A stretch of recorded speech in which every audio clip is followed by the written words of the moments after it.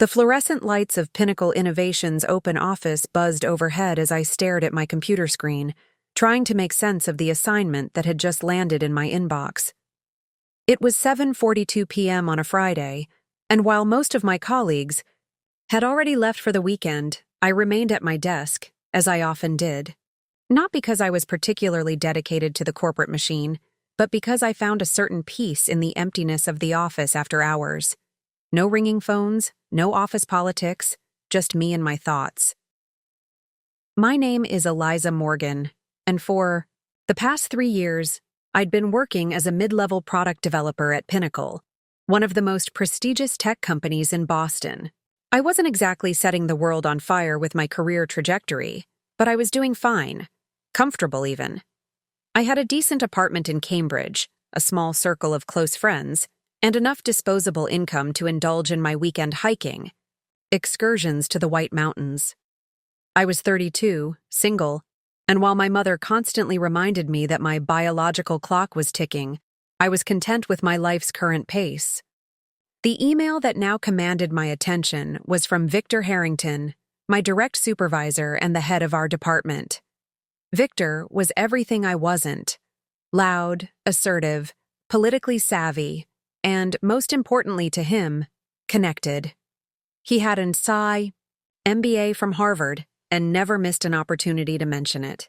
He was also, despite my best efforts to be objective, a complete asshole. From Victor Harrington.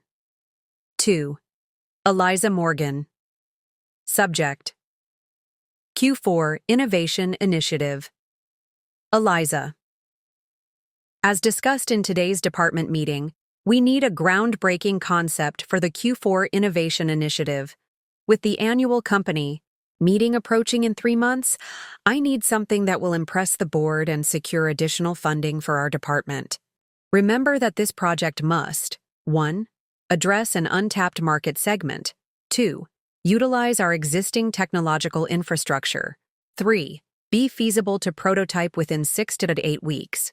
4. Demonstrate significant profit potential. I expect a preliminary concept proposal on my desk by Monday morning. This is a priority.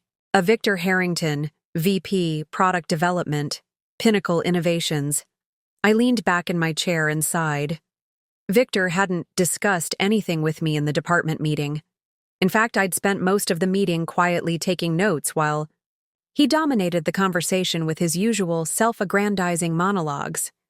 This was typical Victor behavior, assigning crucial projects at the last minute before the weekend, ensuring whoever received them would sacrifice their personal time to meet his arbitrary deadlines.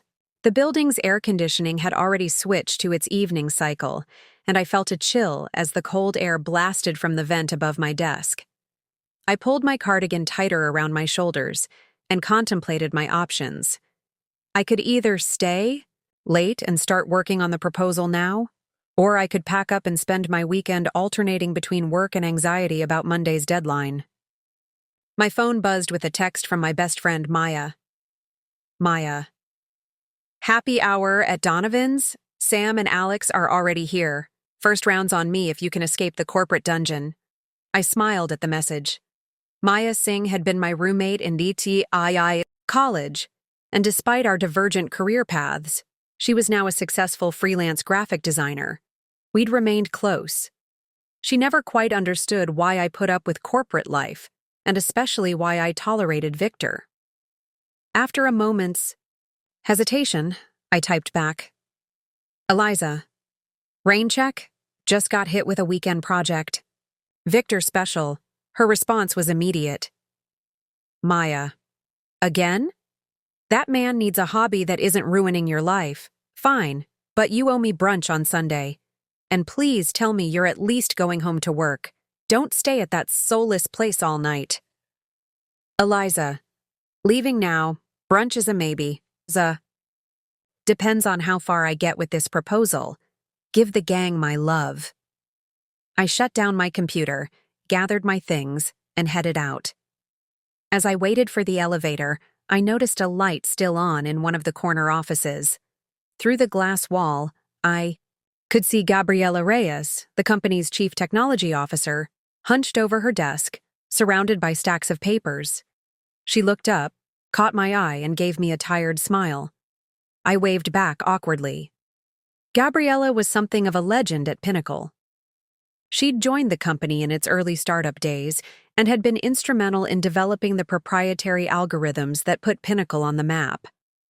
Unlike most of the executive team, she'd risen through the ranks based on technical brilliance, rather than political savvy. I'd spoken to her only a handful of times, usually at company-wide events, but I'd always admired her from afar. The elevator arrived, and as I rode down to the lobby, I mentally began sketching ideas for Victor's project. By the time I reached my apartment 20 minutes later, my mind was buzzing with possibilities. My apartment was small but cozy, with large windows overlooking a tree-lined street. I decorated it with a mix of vintage finds and modern pieces, creating a space that felt both lived in and curated. I kicked off my shoes, hung up my bag, and padded to the kitchen to pour myself a glass of wine. My cat, Newton, named after both the physicist and the Boston suburb, wound himself around my ankles, demanding attention. I know, I murmured, bending down to scratch behind his ears. I'm late with dinner. The corporate overlords had other plans. After feeding Newton and changing into comfortable clothes, I settled at my small dining table with my laptop, a notepad, and my wine. I opened a blank document and stared at the cursor blinking mockingly at me. Untapped market. Segment, I muttered to myself. Existing technological infrastructure, feasible prototype, profit potential. I took a sip of wine and closed my eyes, letting my mind wander. What was missing from Pinnacle's current portfolio? Where were the gaps in the market that our competitors hadn't yet filled? Pinnacle's core business was enterprise software solutions, particularly in data analytics and customer relationship management. We were good, really good, but in a crowded market, it was becoming increasingly difficult to stand out. Most of our innovations in recent years had been incremental improvements, rather than revolutionary concepts. But what if we could leverage our existing analytics capabilities in a completely different direction? An idea began to form, fuzzy at first, then gaining clarity as I typed furiously, my wine forgotten. What if we could create a platform that used our predictive analytics not just for business intelligence, but for social impact? A system that could help nonprofit organizations maximize their limited resources by predicting where and when their services would be most needed. I worked through the night, the initial concept expanding into a comprehensive proposal. I outlined how we could adapt our existing algorithms, the potential partnerships with nonprofit sectors, the scalability of the platform, and most importantly for Victor and the board, how this could open up an entirely new revenue stream, while also generating significant positive PR for Pinnacle. By the time dawn broke, casting a golden glow through my windows, I had a solid 20-page proposal. I called it Pinnacle Purpose. Admittedly not the most creative name, but it conveyed the idea effectively. My eyes burned from staring at the screen for hours, and my back ached from hunching over my laptop, but I felt a surge of satisfaction. This wasn't just a project to appease Victor. This was something I genuinely believed in, something that could make a difference while also making business sense. I crawled into bed for a few hours of sleep, my mind still racing with possibilities. As I drifted off, I allowed myself a small, hopeful thought. Maybe, just maybe, this could be the project that finally got me noticed at Pinnacle. Little did I know that this project would indeed get noticed, just not in the way I had hoped. Chapter 2. The Theft. Monday morning arrived with the persistent drizzle typical of Boston in early fall. I hurried into the Pinnacle building, balancing my umbrella, coffee, and the printed copy of my proposal. Despite getting less than 10 hours of sleep over the entire weekend, I felt energized. The proposal had evolved beyond Victor's basic requirements into something I was genuinely proud of. The elevator was crowded with Monday morning faces, some buried in phones, others staring blankly ahead, mentally preparing for the week. I squeezed in and pressed the button for the 14th floor, careful not to spill my coffee on my carefully prepared presentation materials. "Hold the elevator!" A hand shot between the closing doors, forcing them back open. Victor Harrington stepped in, immaculately dressed in a tailored charcoal suit that probably cost more than my monthly rent. His salt and pepper hair was perfectly styled, and he carried a sleek leather briefcase that completed his image of corporate success.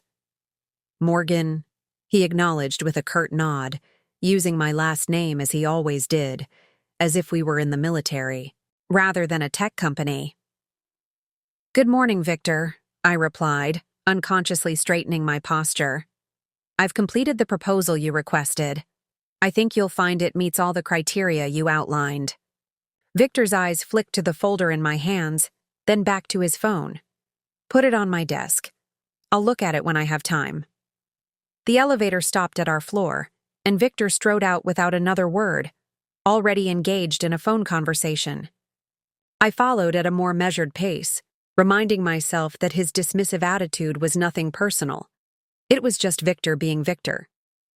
Our department occupied half of the 14th floor, an open-plan space with floor-to-ceiling windows offering panoramic views of the Charles River. Desks were arranged in clusters, with Victor's glass-walled office commanding the prime corner position. Most of my colleagues were already at their desks, the quiet hum of conversation and keyboard clicks filling the air. I walked to Victor's office, noting that he was still on his phone call, gesturing animatedly while pacing behind his desk. I placed my proposal in his inbox and headed to my own desk, located in what we jokingly called the boiler room, the interior section of the floor with no windows and the worst air circulation.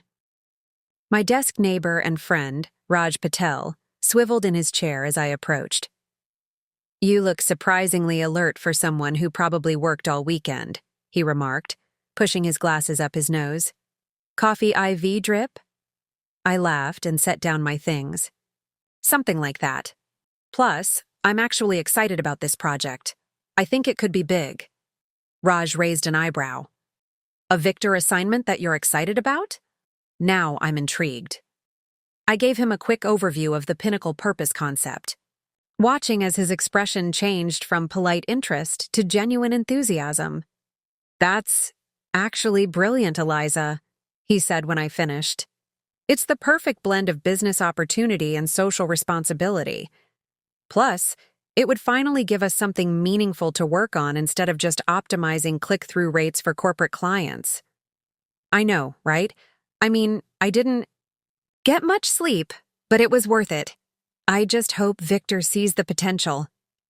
Raj's eyes darted to Victor's office, where our boss was now reviewing something on his computer, his phone call apparently concluded.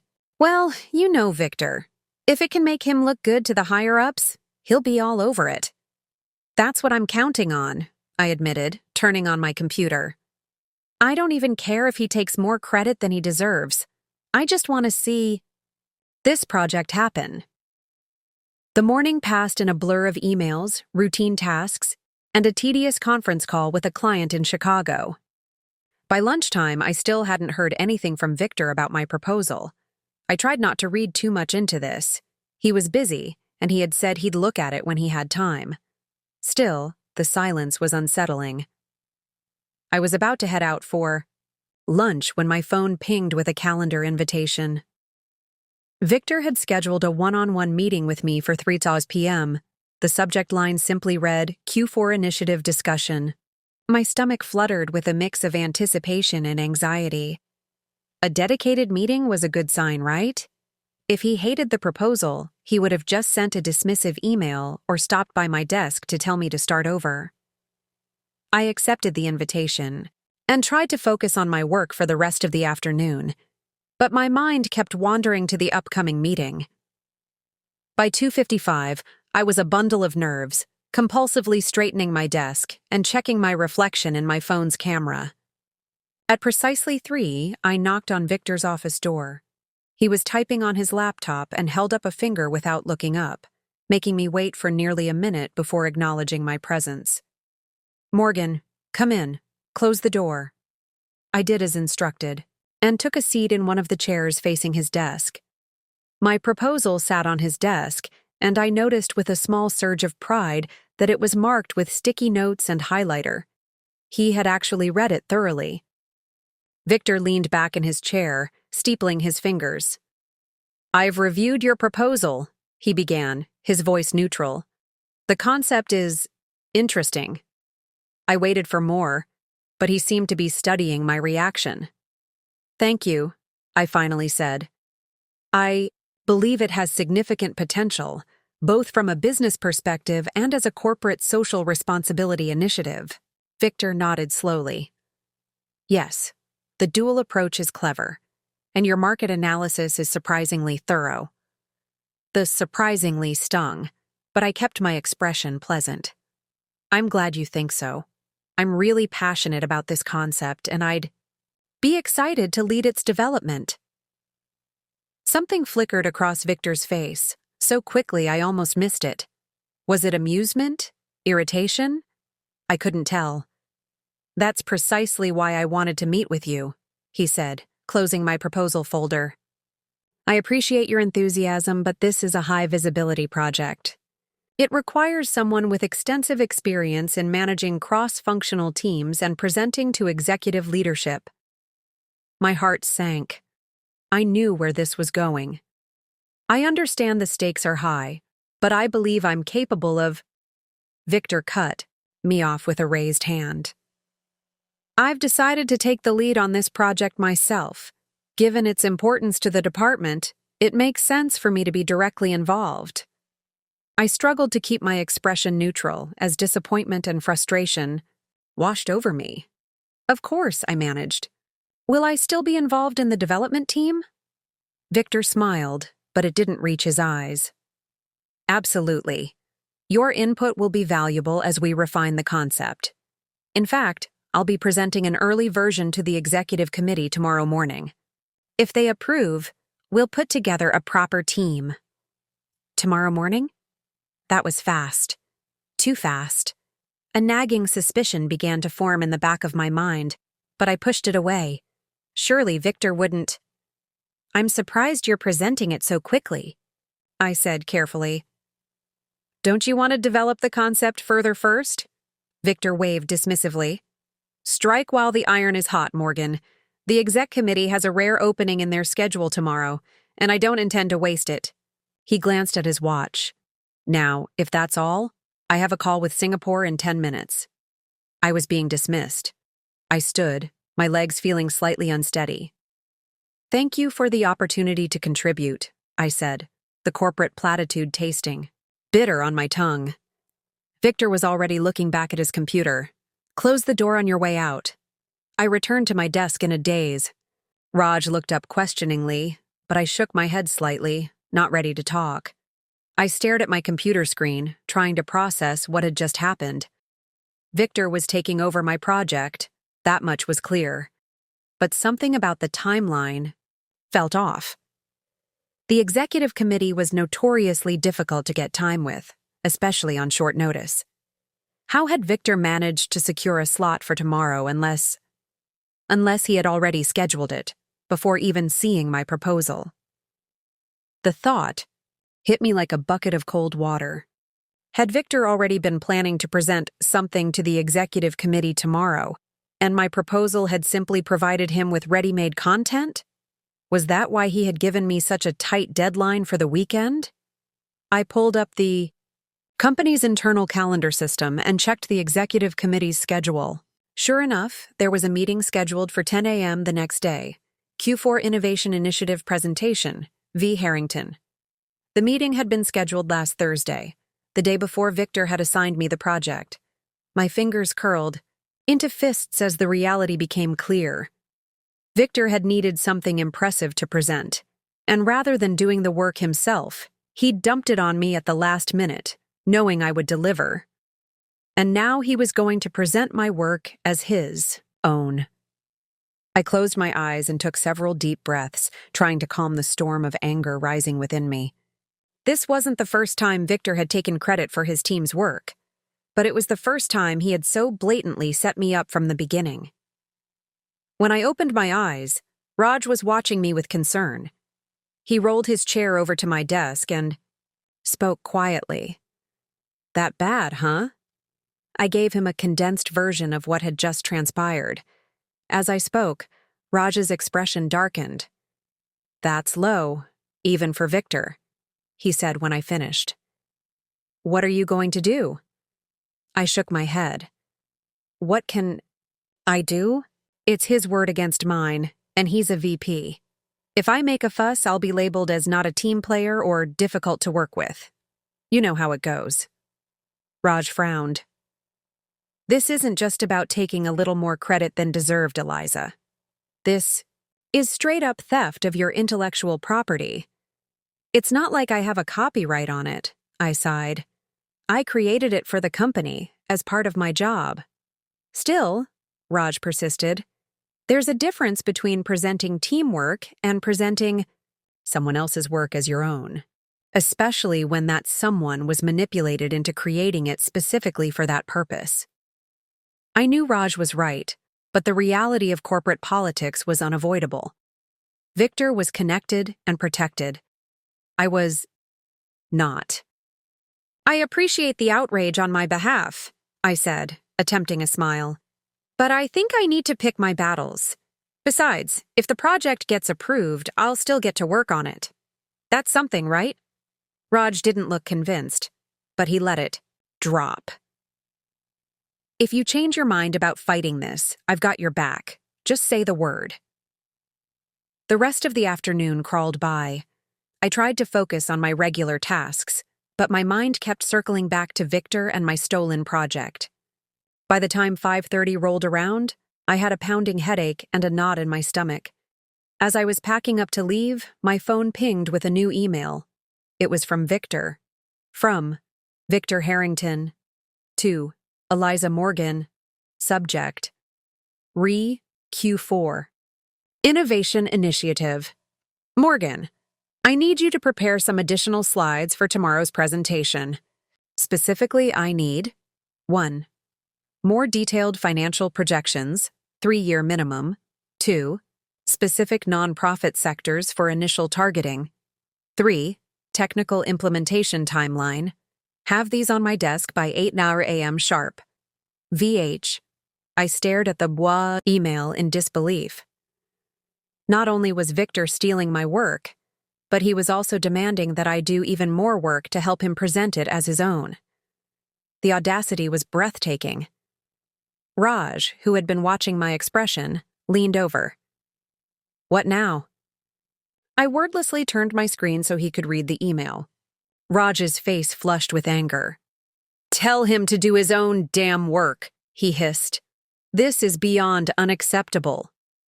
For a moment, I was tempted to do exactly that, to fire back an email telling Victor exactly what I thought of his behavior.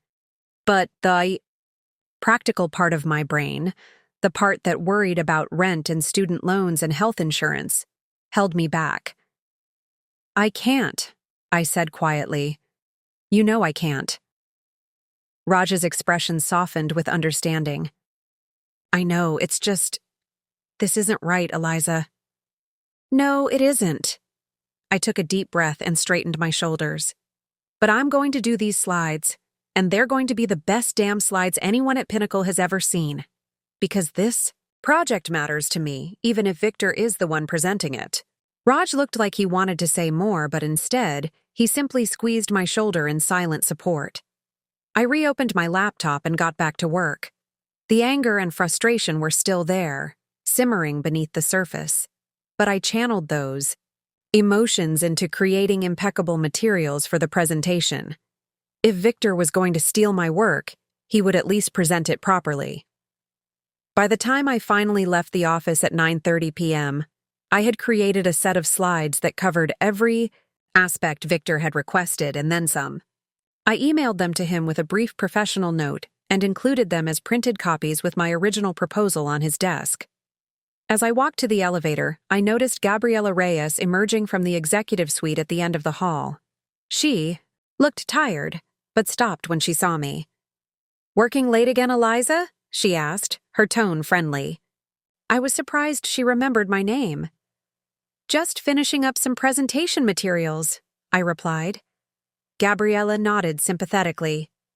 "The Q4 planning cycle is always intense. Don't work too hard, though. Burnout is real in this industry." "I'll try to remember that," I said with a small smile. She studied me for a moment, as if sensing there was more to my late night than just routine work. "Is everything all right? You seem troubled." For a brief, wild moment, I considered telling her everything about Victor, the stolen project, the manipulation.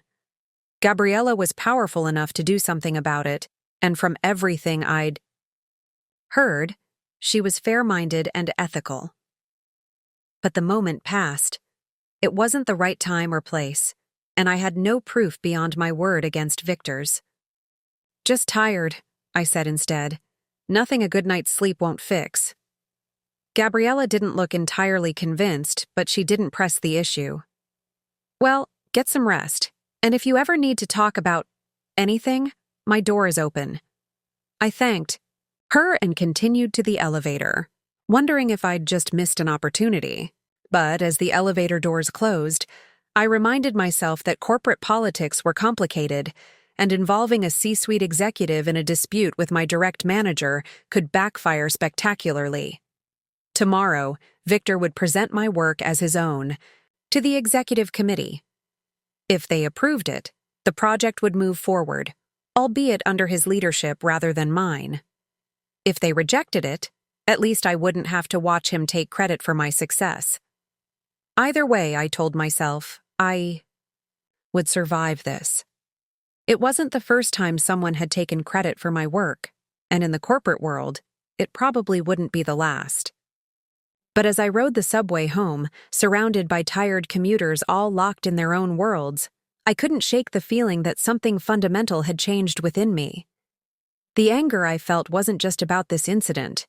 It was about a pattern of swallowing my pride, of playing it safe, of letting others take what was rightfully mine. Maybe it was time for that pattern to change. Chapter 3. The Aftermath. Tuesday morning arrived with an unexpected burst of sunshine after the previous day's drizzle. I took it as a good omen, though I knew better than to put stock in such superstitions. I'd slept poorly, my dreams filled, with confrontations with Victor that always ended with me being unable to speak, my voice simply vanishing as I tried to defend myself. Classic anxiety dream material that my college psychology professor would have had a field day analyzing. I arrived at the office earlier than usual, hoping to avoid Victor before his big presentation. The last thing I wanted was to see his smug face as he prepared to pass off my work as his own. To my relief, his office was still dark when I reached our floor. Raj was already at his desk, which was unusual for him. He typically rolled in right at 9, claiming that punctuality was a virtue, but earliness was just corporate Stockholm syndrome. He looked up as I approached, dark circles under his eyes suggesting he'd had a late night as well. "You're here early," I commented, setting down my bag. "Couldn't sleep," he admitted. "Kept thinking about your situation. Did you finish those slides for His Royal Highness?" I nodded. "Stayed until 9:30 working on them. They're probably better than they should be considering the circumstances." Raj frowned. "You're too good for this place. You know that?" Before I could respond, activity near the elevator caught my attention. Victor had arrived, surrounded by a small entourage of junior team members who were all talking at once, apparently briefing him on various matters. He looked exactly as he always did, confident, commanding, not a hair out of place, the perfect picture of executive leadership. Our eyes met briefly across the office. He gave me a small nod, almost imperceptible, before continuing his procession toward his office. One of the junior team members peeled off and headed in my direction. It was Tyler Chen, a recent MBA grad who had joined the company just 6 months ago and had already established himself as Victor's unofficial protege. He was smart and hardworking, but also nakedly ambitious in a way that made many of us wary. "Eliza," he greeted me with his usual efficiency. "Victor wanted me to let you know that your materials were received and incorporated into the presentation. He also said to tell you that you're not needed at the executive committee meeting." I forced a neutral expression. I wasn't expecting to attend. Tyler seemed slightly taken aback by my calm response. "Right. Well, he also said that if the project is approved, there will be a team meeting later this week to discuss next steps." "Great. Thanks for letting me know." Tyler lingered for a moment, as if expecting more of a reaction. When none came, he gave an awkward nod and retreated to Victor's office. Raj, who had been pretending not to listen, swiveled to face me. "So Victor's little messenger boy gets to know about your project, but you're not needed at the meeting. Classy." I shrugged, though the slight did sting. "Not surprising. Victor wants as few people as possible to know that this wasn't his idea." "You're handling this better than I would," Raj said, shaking his head. "If it were me, I'd be plotting elaborate revenge scenarios involving Victor, a remote wilderness location, and several hungry bears." That made me laugh, breaking some of the tension. "Violence against bears is never the answer, Raj. They deserve better than being forced to digest Victor." We both chuckled, but our laughter faded as we watched Victor emerge from his office, presentation materials in hand, heading toward the executive suite. He walked with the confident stride of someone who knew he was about to impress people who mattered. "The presentation is at 10 Tau, right?" Raj asked quietly. I nodded. "Should last about an hour, if the executive committee keeps to their usual schedule." Raj glanced at his watch. "Well then, I guess we wait." The next hour crawled by. I tried to focus on my regular work, but my mind kept drifting to the executive committee meeting. Was Victor presenting my concept clearly? Were there questions he couldn't answer because he didn't truly understand the nuances of the project? Was the committee seeing the potential I saw? At 11:15, a buzz of activity near the elevators announced Victor's return. He was walking alongside Carson Mitchell, the company's CFO, both men engaged in what appeared to be an animated discussion. Victor was smiling broadly, and Mitchell was nodding with apparent approval. My heart sank. It looked like the presentation had gone well. Victor and Mitchell disappeared into Victor's office, closing the door behind them. The glass walls allowed us to see them continuing their discussion, with Victor gesturing enthusiastically at something on his laptop screen, presumably my slides. "That doesn't look like a project rejection to me," Raj murmured. I sighed. "No, it doesn't." A few minutes later, my phone pinged with a new email notification. "Our from Died Executive Administration. To all staff. Subject: Q4 initiatives approved. All. The Executive Committee is pleased to announce the approval of the following Q4 initiatives. B1. International Expansion, Asia Pacific. Lead, J. Washington. 2. Pinnacle, Purpose Platform. Lead, V. Harrington. 3. Enterprise Security Protocol. Enhancement. Lead, T. Nakamura. Department heads will provide additional details in the coming days. Rachel Torres, Executive Administrator, Office of the CEO. So it was official. My project, now rebranded as the Pinnacle Purpose Platform, had been approved, with Victor officially designated as the lead. The name change was a small thing, but it felt like a final twist of the knife. Even the name I'd given my creation had been taken away.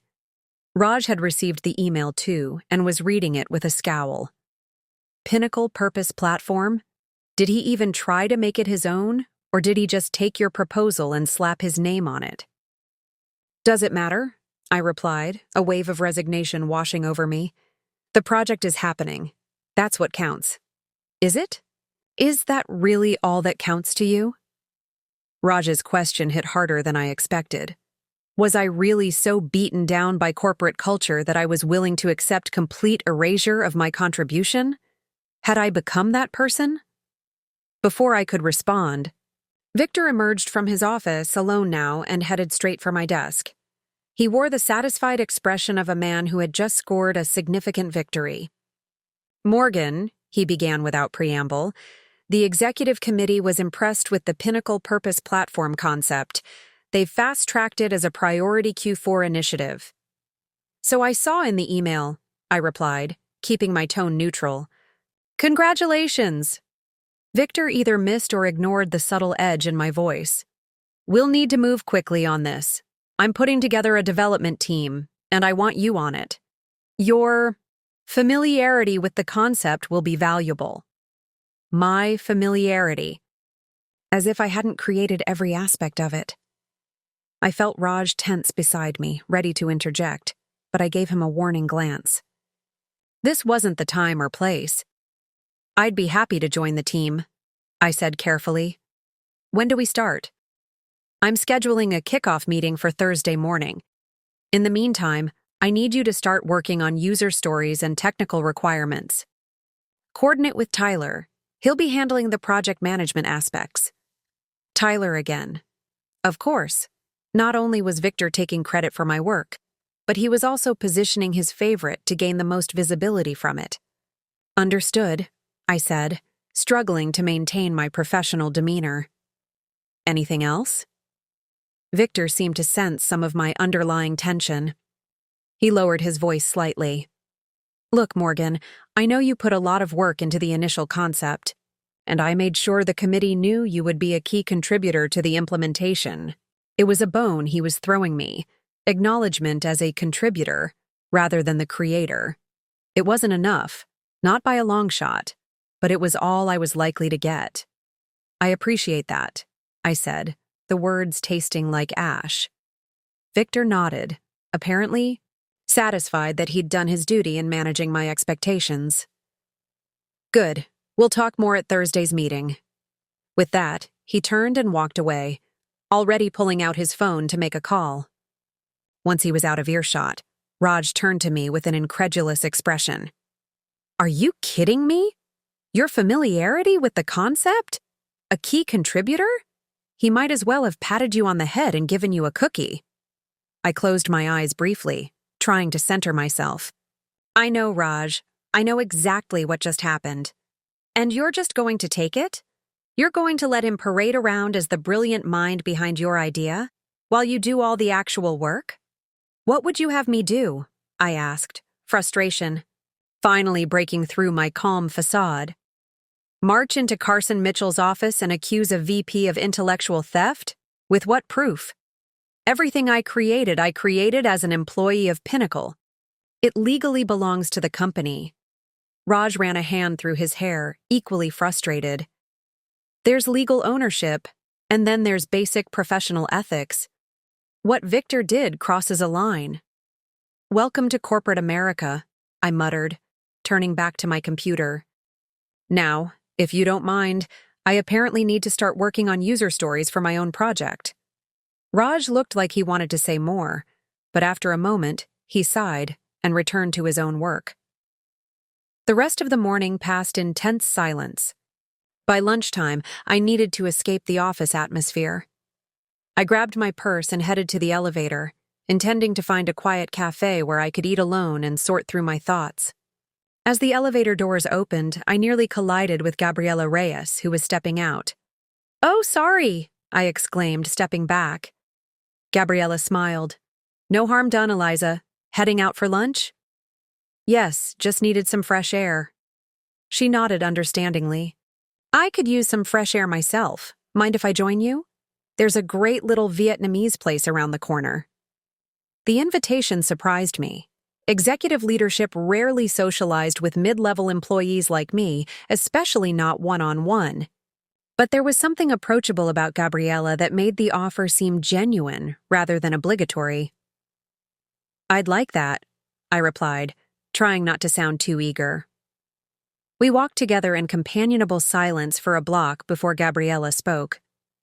I saw the announcement about the Q4 initiatives. The Pinnacle Purpose Platform is an interesting concept. My heart skipped a beat. Was this a test? Did she somehow know about my role? Yes, it is, I said carefully. I think it has a lot of potential. Gabriella glanced at me with a knowing look. Victor seemed very passionate about it in the presentation, though I must say some of his explanations lacked depth, as if he were reciting rather than understanding. I nearly stumbled on a crack in the sidewalk. Was the CTO telling me she suspected Victor hadn't actually created the concept? That happens sometimes with complex projects, I offered neutrally, especially when they're still in the conceptual stage. Gabriella hummed thoughtfully, but didn't press further as we reached the restaurant. It was a small, family-owned place with only a few tables, most of them already occupied.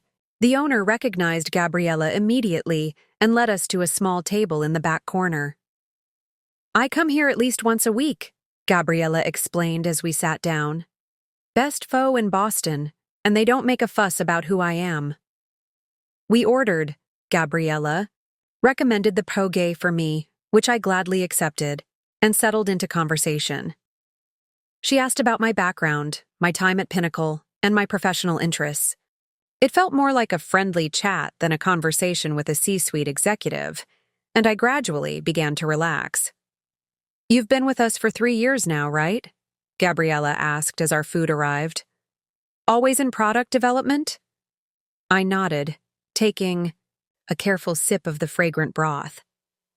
Yes, though I've worked on a variety of projects in that time. Any favorites? I thought for a moment. I enjoyed the data visualization suite we launched last year. I led the UX design for that one. I remember that project.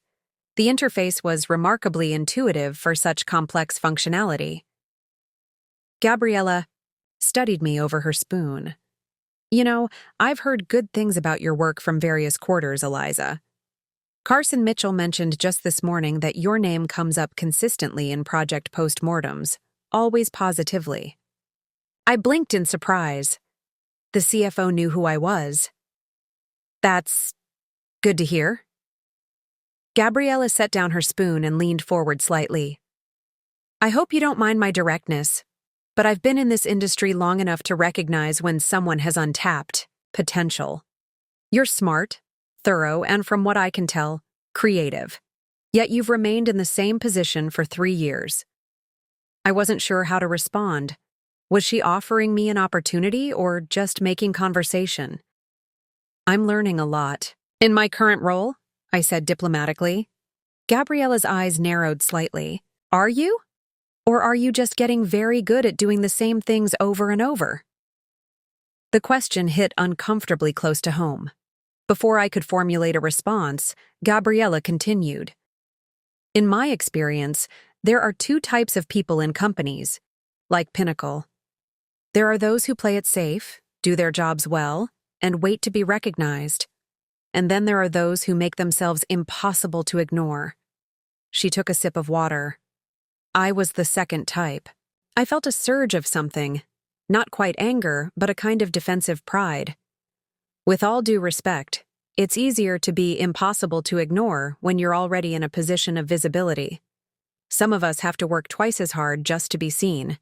At all. I regretted the words as soon as they left my mouth.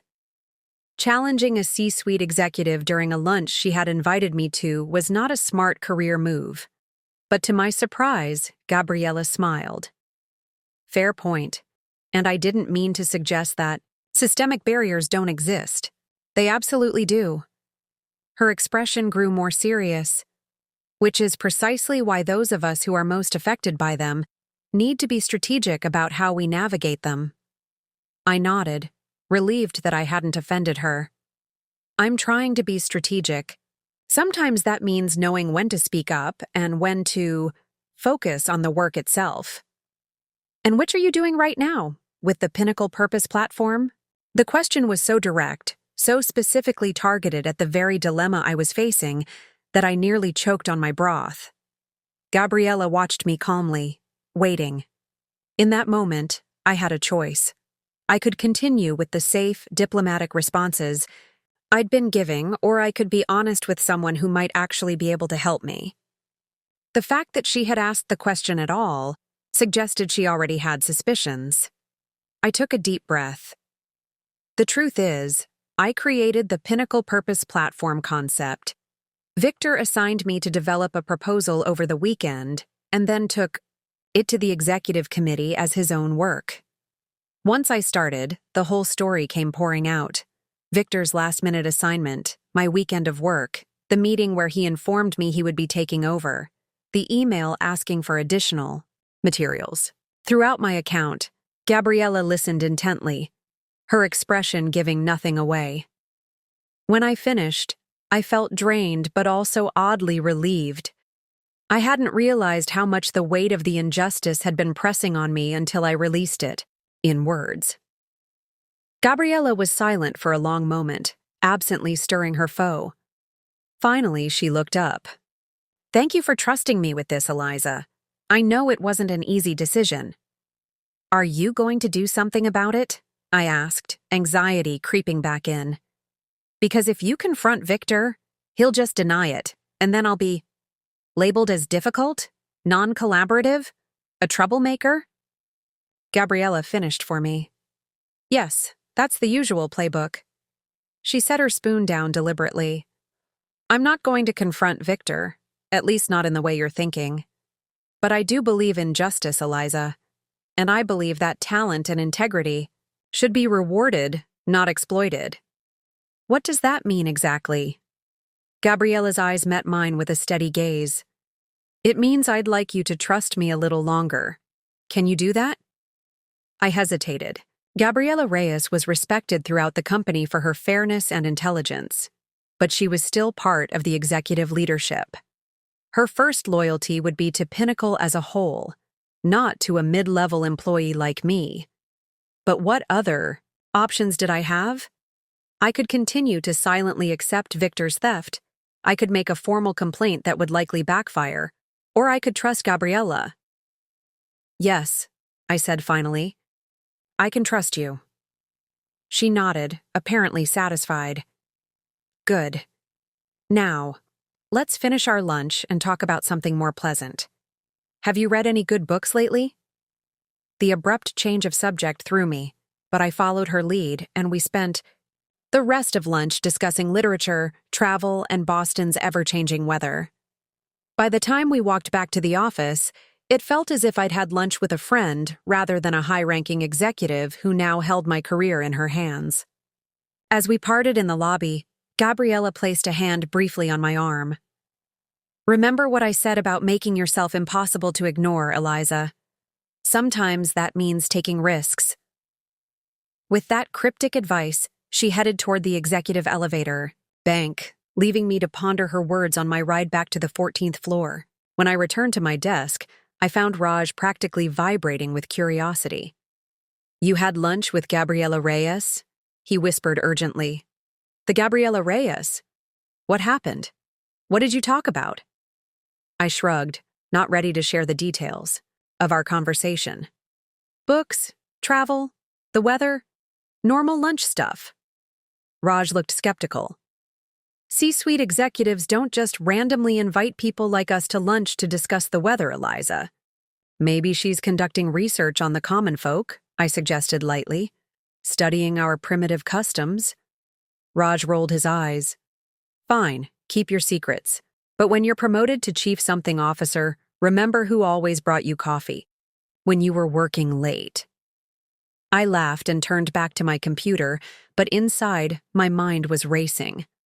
What had Gabriella meant about making myself impossible to ignore? And more importantly, what was she planning to do about Victor? The next 2 days passed in a blur of activity. True to Victor's instructions, I began working on user stories and technical requirements for the Pinnacle Purpose platform, coordinating with Tyler, who seemed blissfully unaware of the project's true origins. Victor himself was conspicuously absent apparently tied up in meetings related to his sudden elevation as the innovative mind behind the company's exciting new initiative.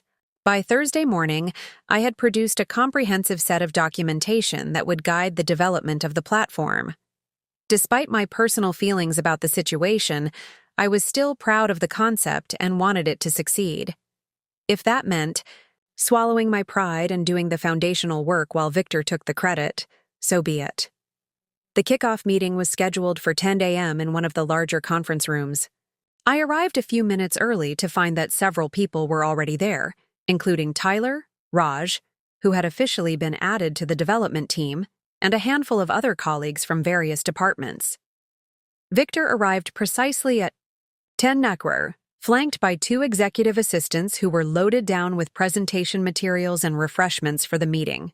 He took his position at the head of the table with the easy confidence of someone accustomed to leading. "Good morning, everyone," he began with a broad smile. "Thank you for joining the kickoff meeting for the Pinnacle Purpose platform. As most of you know, this innovative concept was approved by the Executive Committee on Tuesday and has been designated as a priority Q4 initiative."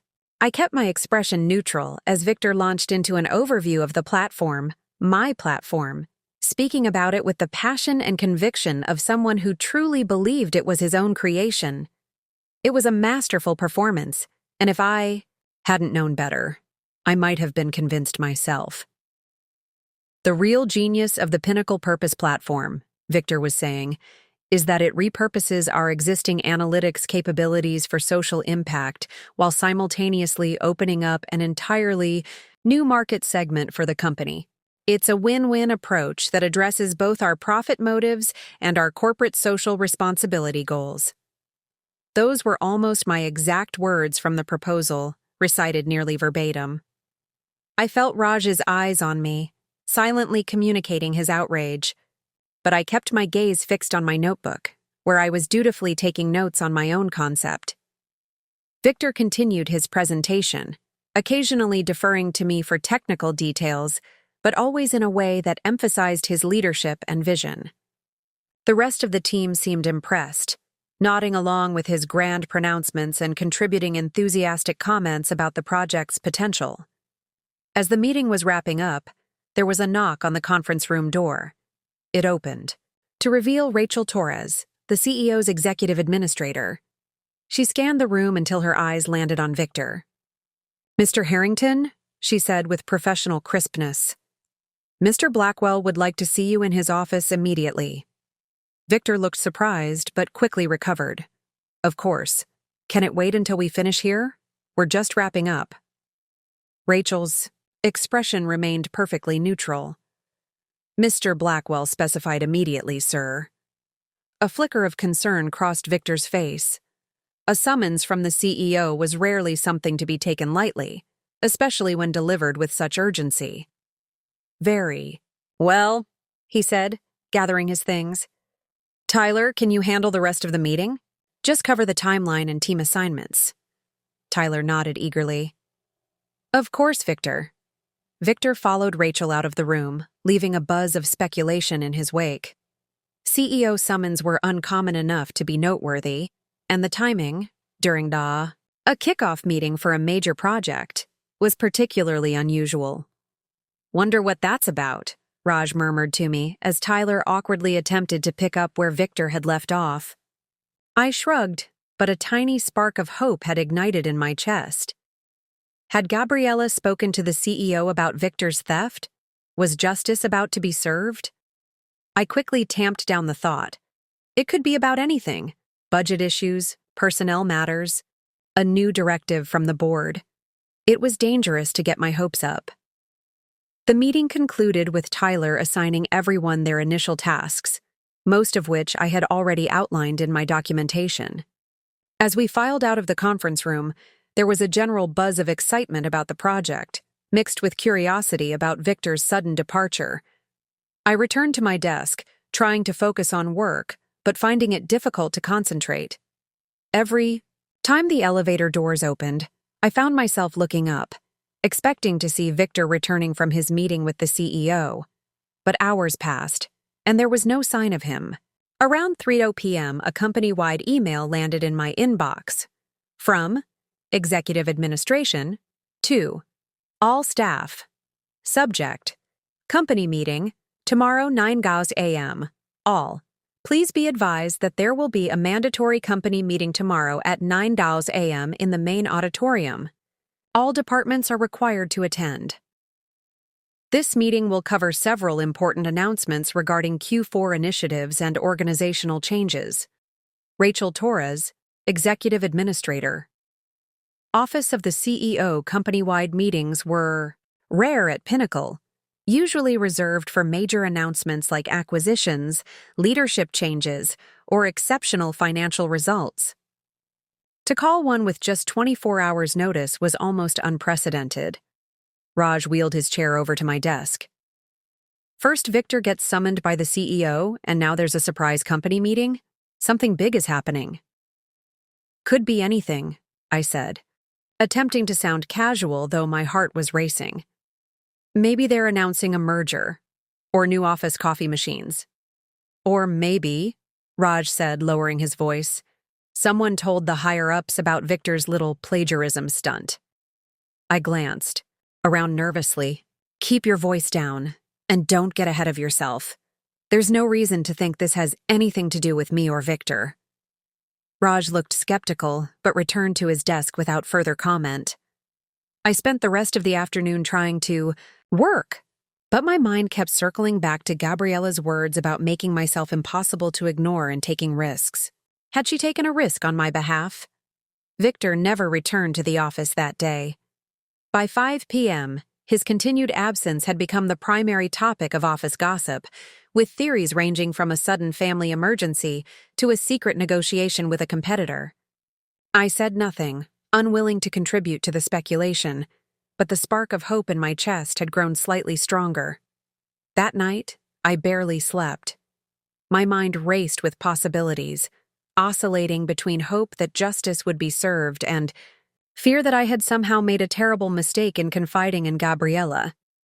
By the time my alarm went off at 6:30 a.m., I was already awake, staring at the ceiling, mentally rehearsing various scenarios for the day ahead.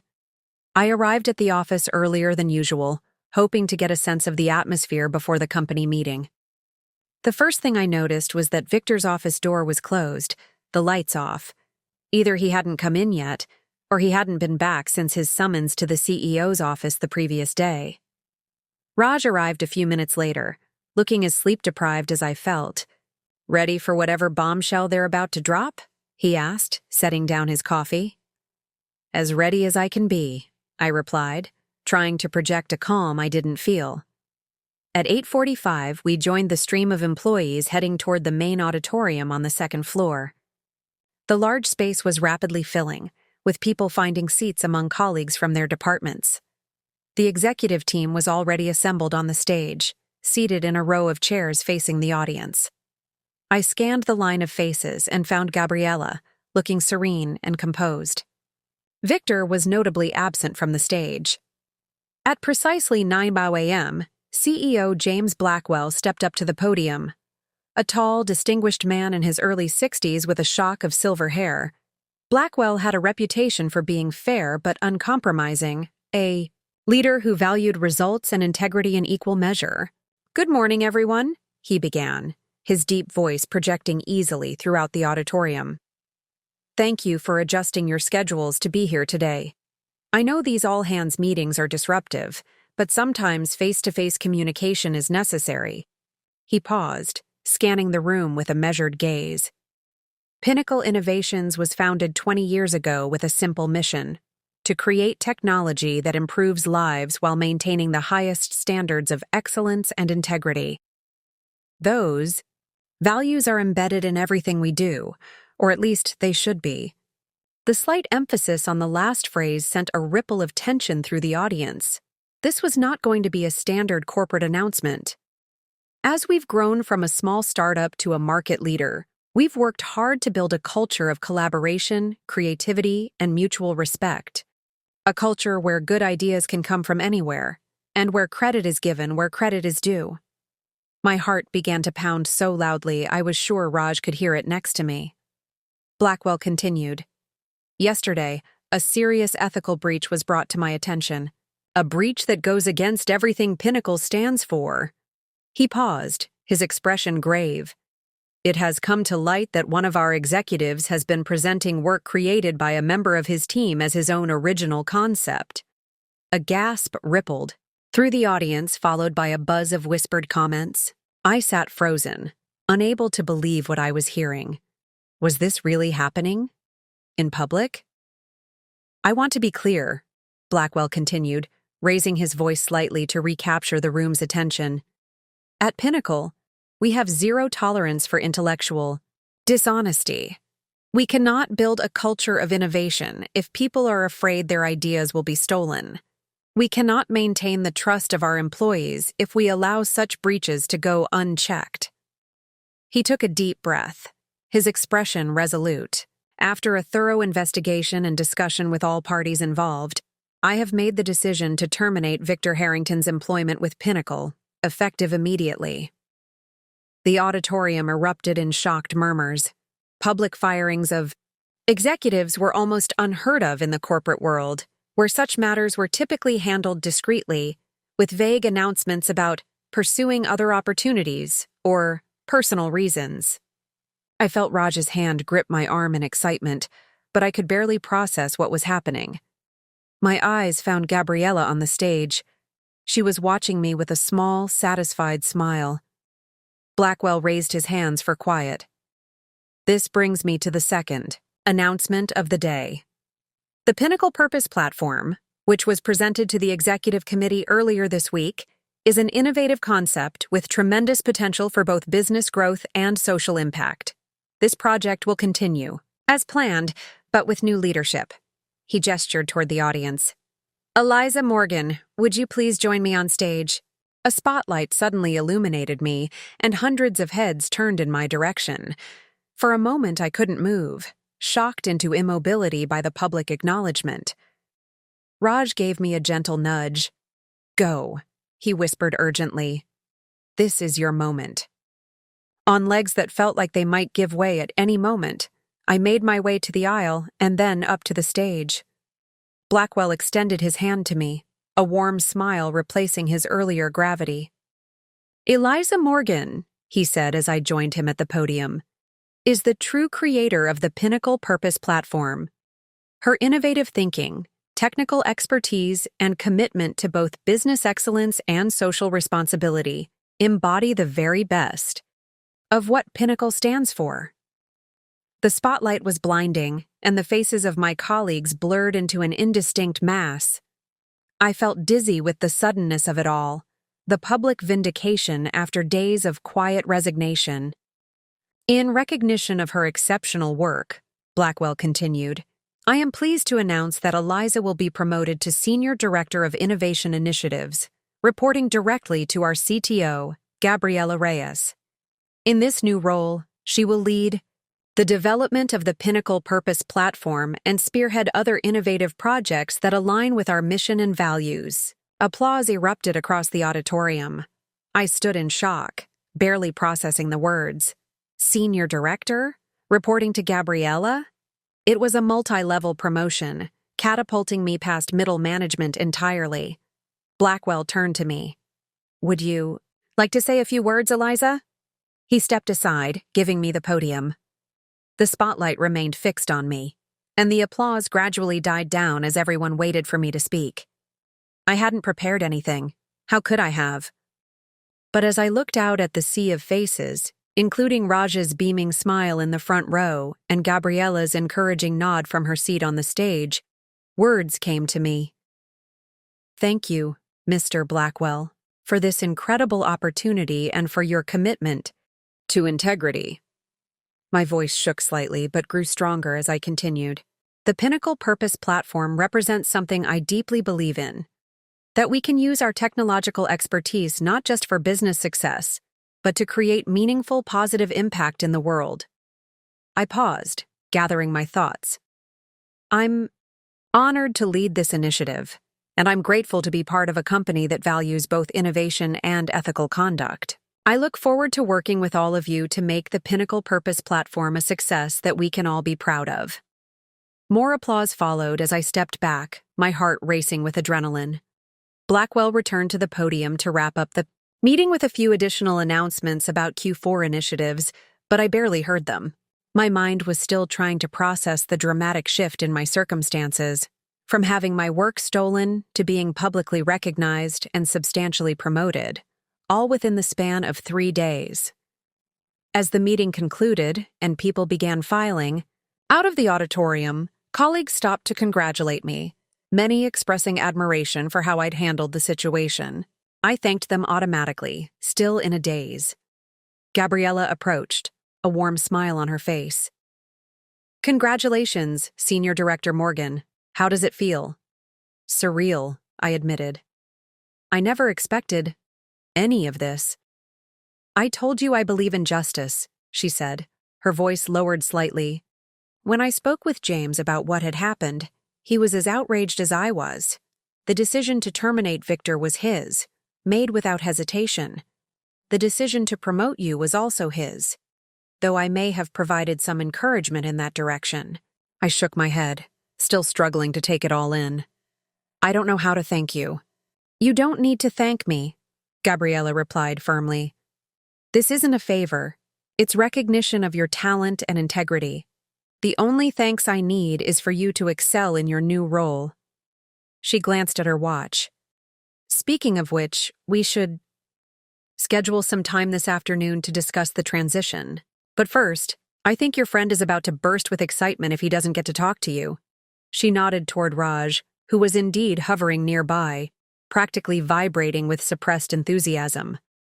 "I'll see you at 2 while you're in my office," Gabriella said, giving my arm a light squeeze before walking away. The moment she left, Raj bounded over, pulling me into a bear hug that lifted me off my feet. "That was the most spectacular corporate justice I have ever witnessed," he exclaimed when he finally set me down. "They fired Victor, in public, and promoted you to Senior Director." His excitement was contagious, and for the first time, I allowed myself to fully feel the joy and vindication of the moment. "It doesn't feel real," I said, grinning. "Oh, it's real," Raj assured me, "and it's magnificent. Victor's face must have been priceless when Blackwell fired him yesterday. The thought of Victor, arrogant, entitled Victor, receiving his comeuppance did bring a certain satisfaction, though I tried not to dwell on it too much. I still can't believe Mr. Blackwell made such a public statement about it. Usually, these things are handled quietly." Raj nodded thoughtfully. "I think that was deliberate. He wasn't just addressing Victor's behavior. He was sending a message to the entire company about the culture he wants to build." He gave me another quick hug. "And now you're a part of shaping that culture. Senior Director Morgan. Has a nice ring to it, doesn't it?" It did. As the reality began to sink in, I felt a growing sense of excitement about the opportunities ahead. Not just the chance to develop the Pinnacle Purpose platform as I had envisioned it, but to work directly with Gabriella and to have a voice in the company's strategic direction. "I should probably go check out my new office," I said, suddenly remembering that senior directors had private offices rather than desks in the open plan area. "And start planning for my new team." Raj beamed. "Look at you, already thinking like an executive. Go, be brilliant. But don't forget the little people when you're flying high in the executive suite." I laughed and promised to see him later, then made my way out of the auditorium, accepting congratulations from colleagues as I went.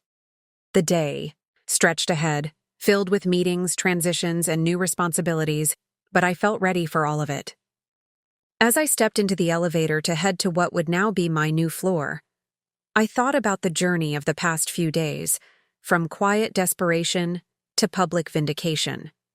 I thought about Victor's betrayal and Gabriella's unexpected support, and I thought about my own role in it all, how close I had come to simply accepting the theft of my work, and how one moment of honesty and trust had changed everything.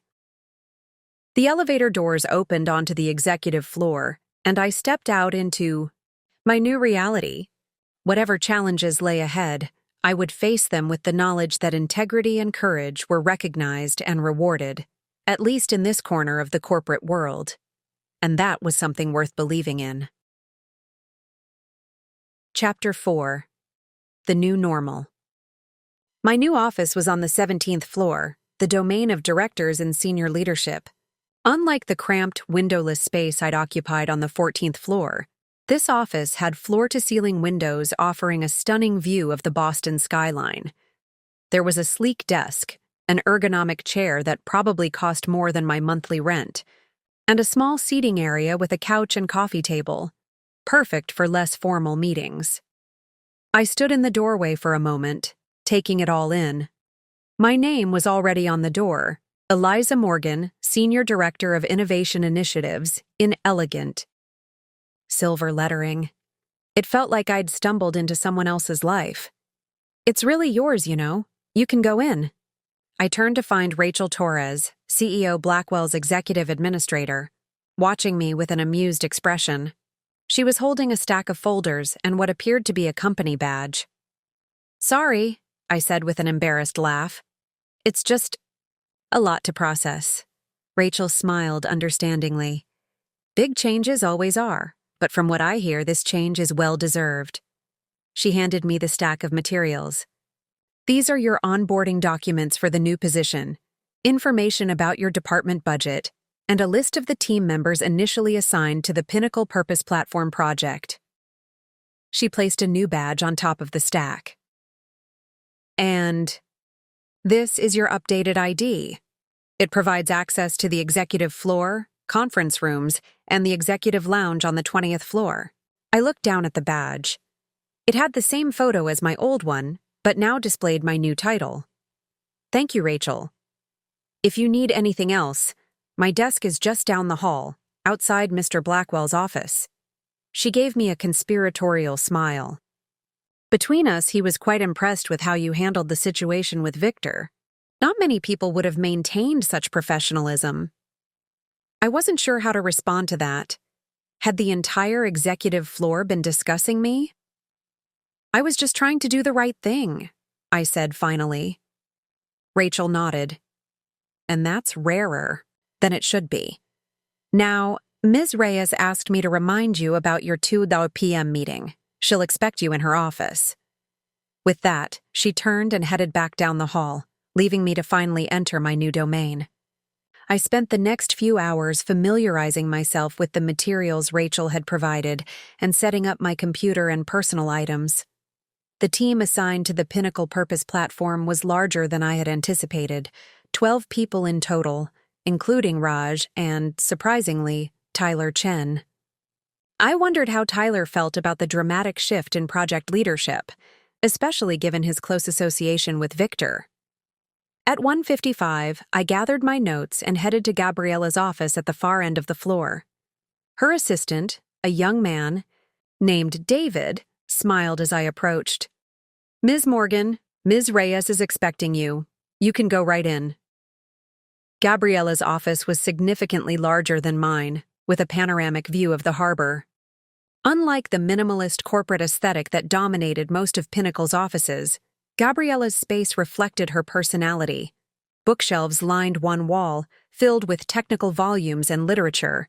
Colorful artwork adorned another, and her desk was organized chaos, covered in papers, gadgets, and what appeared to be half-disassembled electronics. She looked up as I entered and gestured for me to take a seat across from her. "Eliza, how are you settling in?" "Still adjusting," I admitted. "It all feels a bit sudden." Gabriella nodded. "Sudden changes can be disorienting, even when they're positive, but I have no doubt you'll adapt quickly." She set aside the document she'd been reviewing. "I wanted to meet to discuss your transition and answer any questions you might have about your new role." Over the next hour, Gabriella outlined the scope of my new position, which extended beyond just the Pinnacle Purpose Platform to include oversight of several other innovation initiatives. She explained the reporting structure, budget considerations, and her expectations for the role. One of the reasons I was so impressed with your concept, she said, is that it demonstrates the kind of thinking we need more of at Pinnacle. Innovation that serves both business and social goals. I want you to bring that perspective to all our innovation initiatives. I took notes diligently, asking questions and absorbing as much information as I could.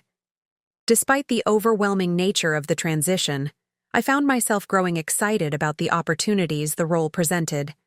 As our meeting was wrapping up, there was a knock at the door. David poked his head in. "Sorry to interrupt, but Mr. Blackwell is asking if Ms. Morgan could stop by his office before she leaves today." Gabriella raised an eyebrow but nodded. Course. We're just finishing up here." After David left, she turned back to me. "A personal audience with the CEO on your first day as senior director. I'm beginning to think you might outpace my career trajectory." I laughed nervously. "I doubt that, and I have no idea what he wants to see me about." "Probably just wants to welcome you to the executive team personally," Gabriella said, standing, to indicate our meeting was concluded.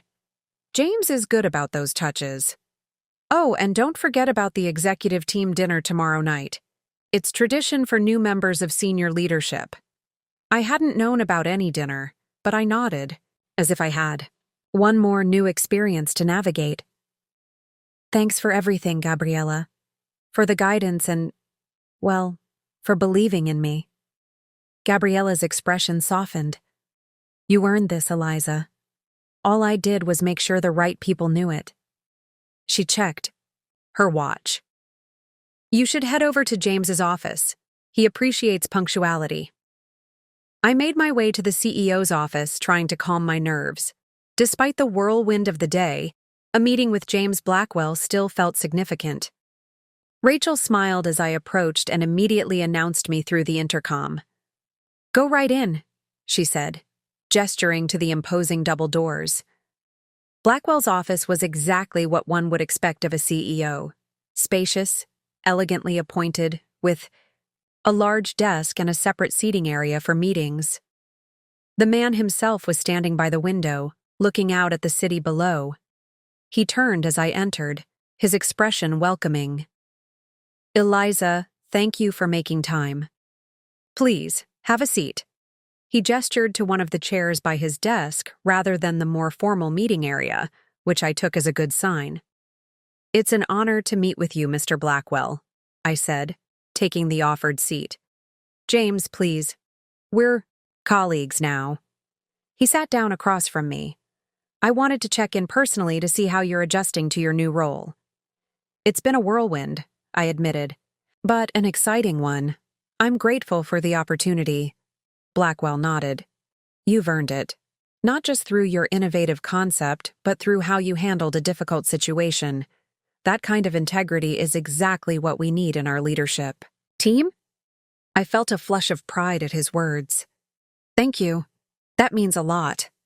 "I also wanted to discuss something specific about the Pinnacle Purpose platform," he continued, leaning forward slightly. "The board was impressed with the concept, particularly the social impact aspect. So much so that they've suggested we consider restructuring it as a separate entity, a benefit corporation or B Corp, that would operate as a Pinnacle subsidiary but with a legally defined social mission." My eyes widened. This was a significant evolution of the concept, one that could potentially increase its impact exponentially. I'm honestly surprised the board would be interested in that approach." Blackwell smiled. "The corporate landscape is changing, Eliza. More and more, businesses are recognizing that social responsibility isn't just good ethics, it's good business. Customers, employees, and investors are all demanding it." He handed me a folder. "These are some preliminary thoughts on how we might integrate this social impact initiative across all our business units, not just as a standalone project, but as a fundamental reorientation of our entire corporate strategy." I took the folder with slightly trembling hands. This was far beyond what I'd proposed in my original pitch. My idea had been a pilot program, ambitious, yes, but contained. What Blackwell was suggesting was a complete paradigm shift for Meridian Global, one of the largest corporations in the world. "I know it's a lot to take in," Blackwell said, leaning back in his leather chair. The morning. Sunlight streamed through the floor-to-ceiling windows of his corner office, illuminating his silver hair. "But the board believes, and I agree, that half measures won't cut it anymore. Not in today's world." I flipped through the first few pages. The scope was breathtaking. Environmental sustainability initiatives, ethical supply chain overhauls, community investment programs, employee wellness and equity measures, all integrated into core business functions rather than siloed in a CSR department. "This would require massive structural changes," I said, trying to keep my voice steady. "Not to mention significant investment." "Indeed it would." Blackwell's expression remained impassive, but I caught a hint of something in his eyes. Pride? Determination? Or something else entirely? "That's why I need someone with vision to spearhead this.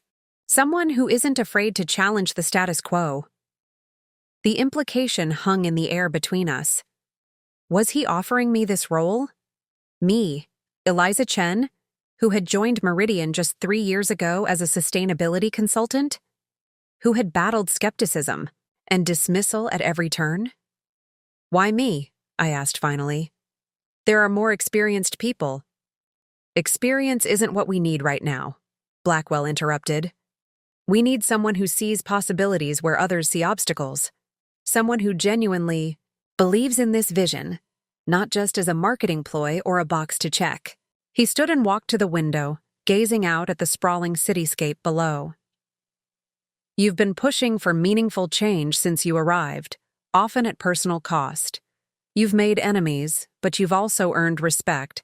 Most importantly, you understand that true corporate responsibility goes beyond placating shareholders or generating good PR.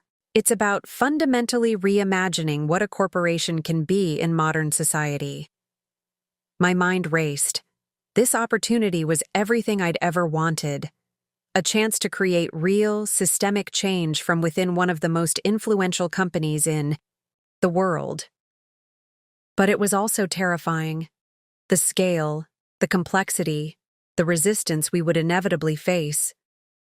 "I need an answer, Eliza," Blackwell said, turning back to face me. "Are you in?" I took a deep breath. "Yes," I said. "I'm in." Blackwell's face broke into a rare smile. "Good, because we don't have much time.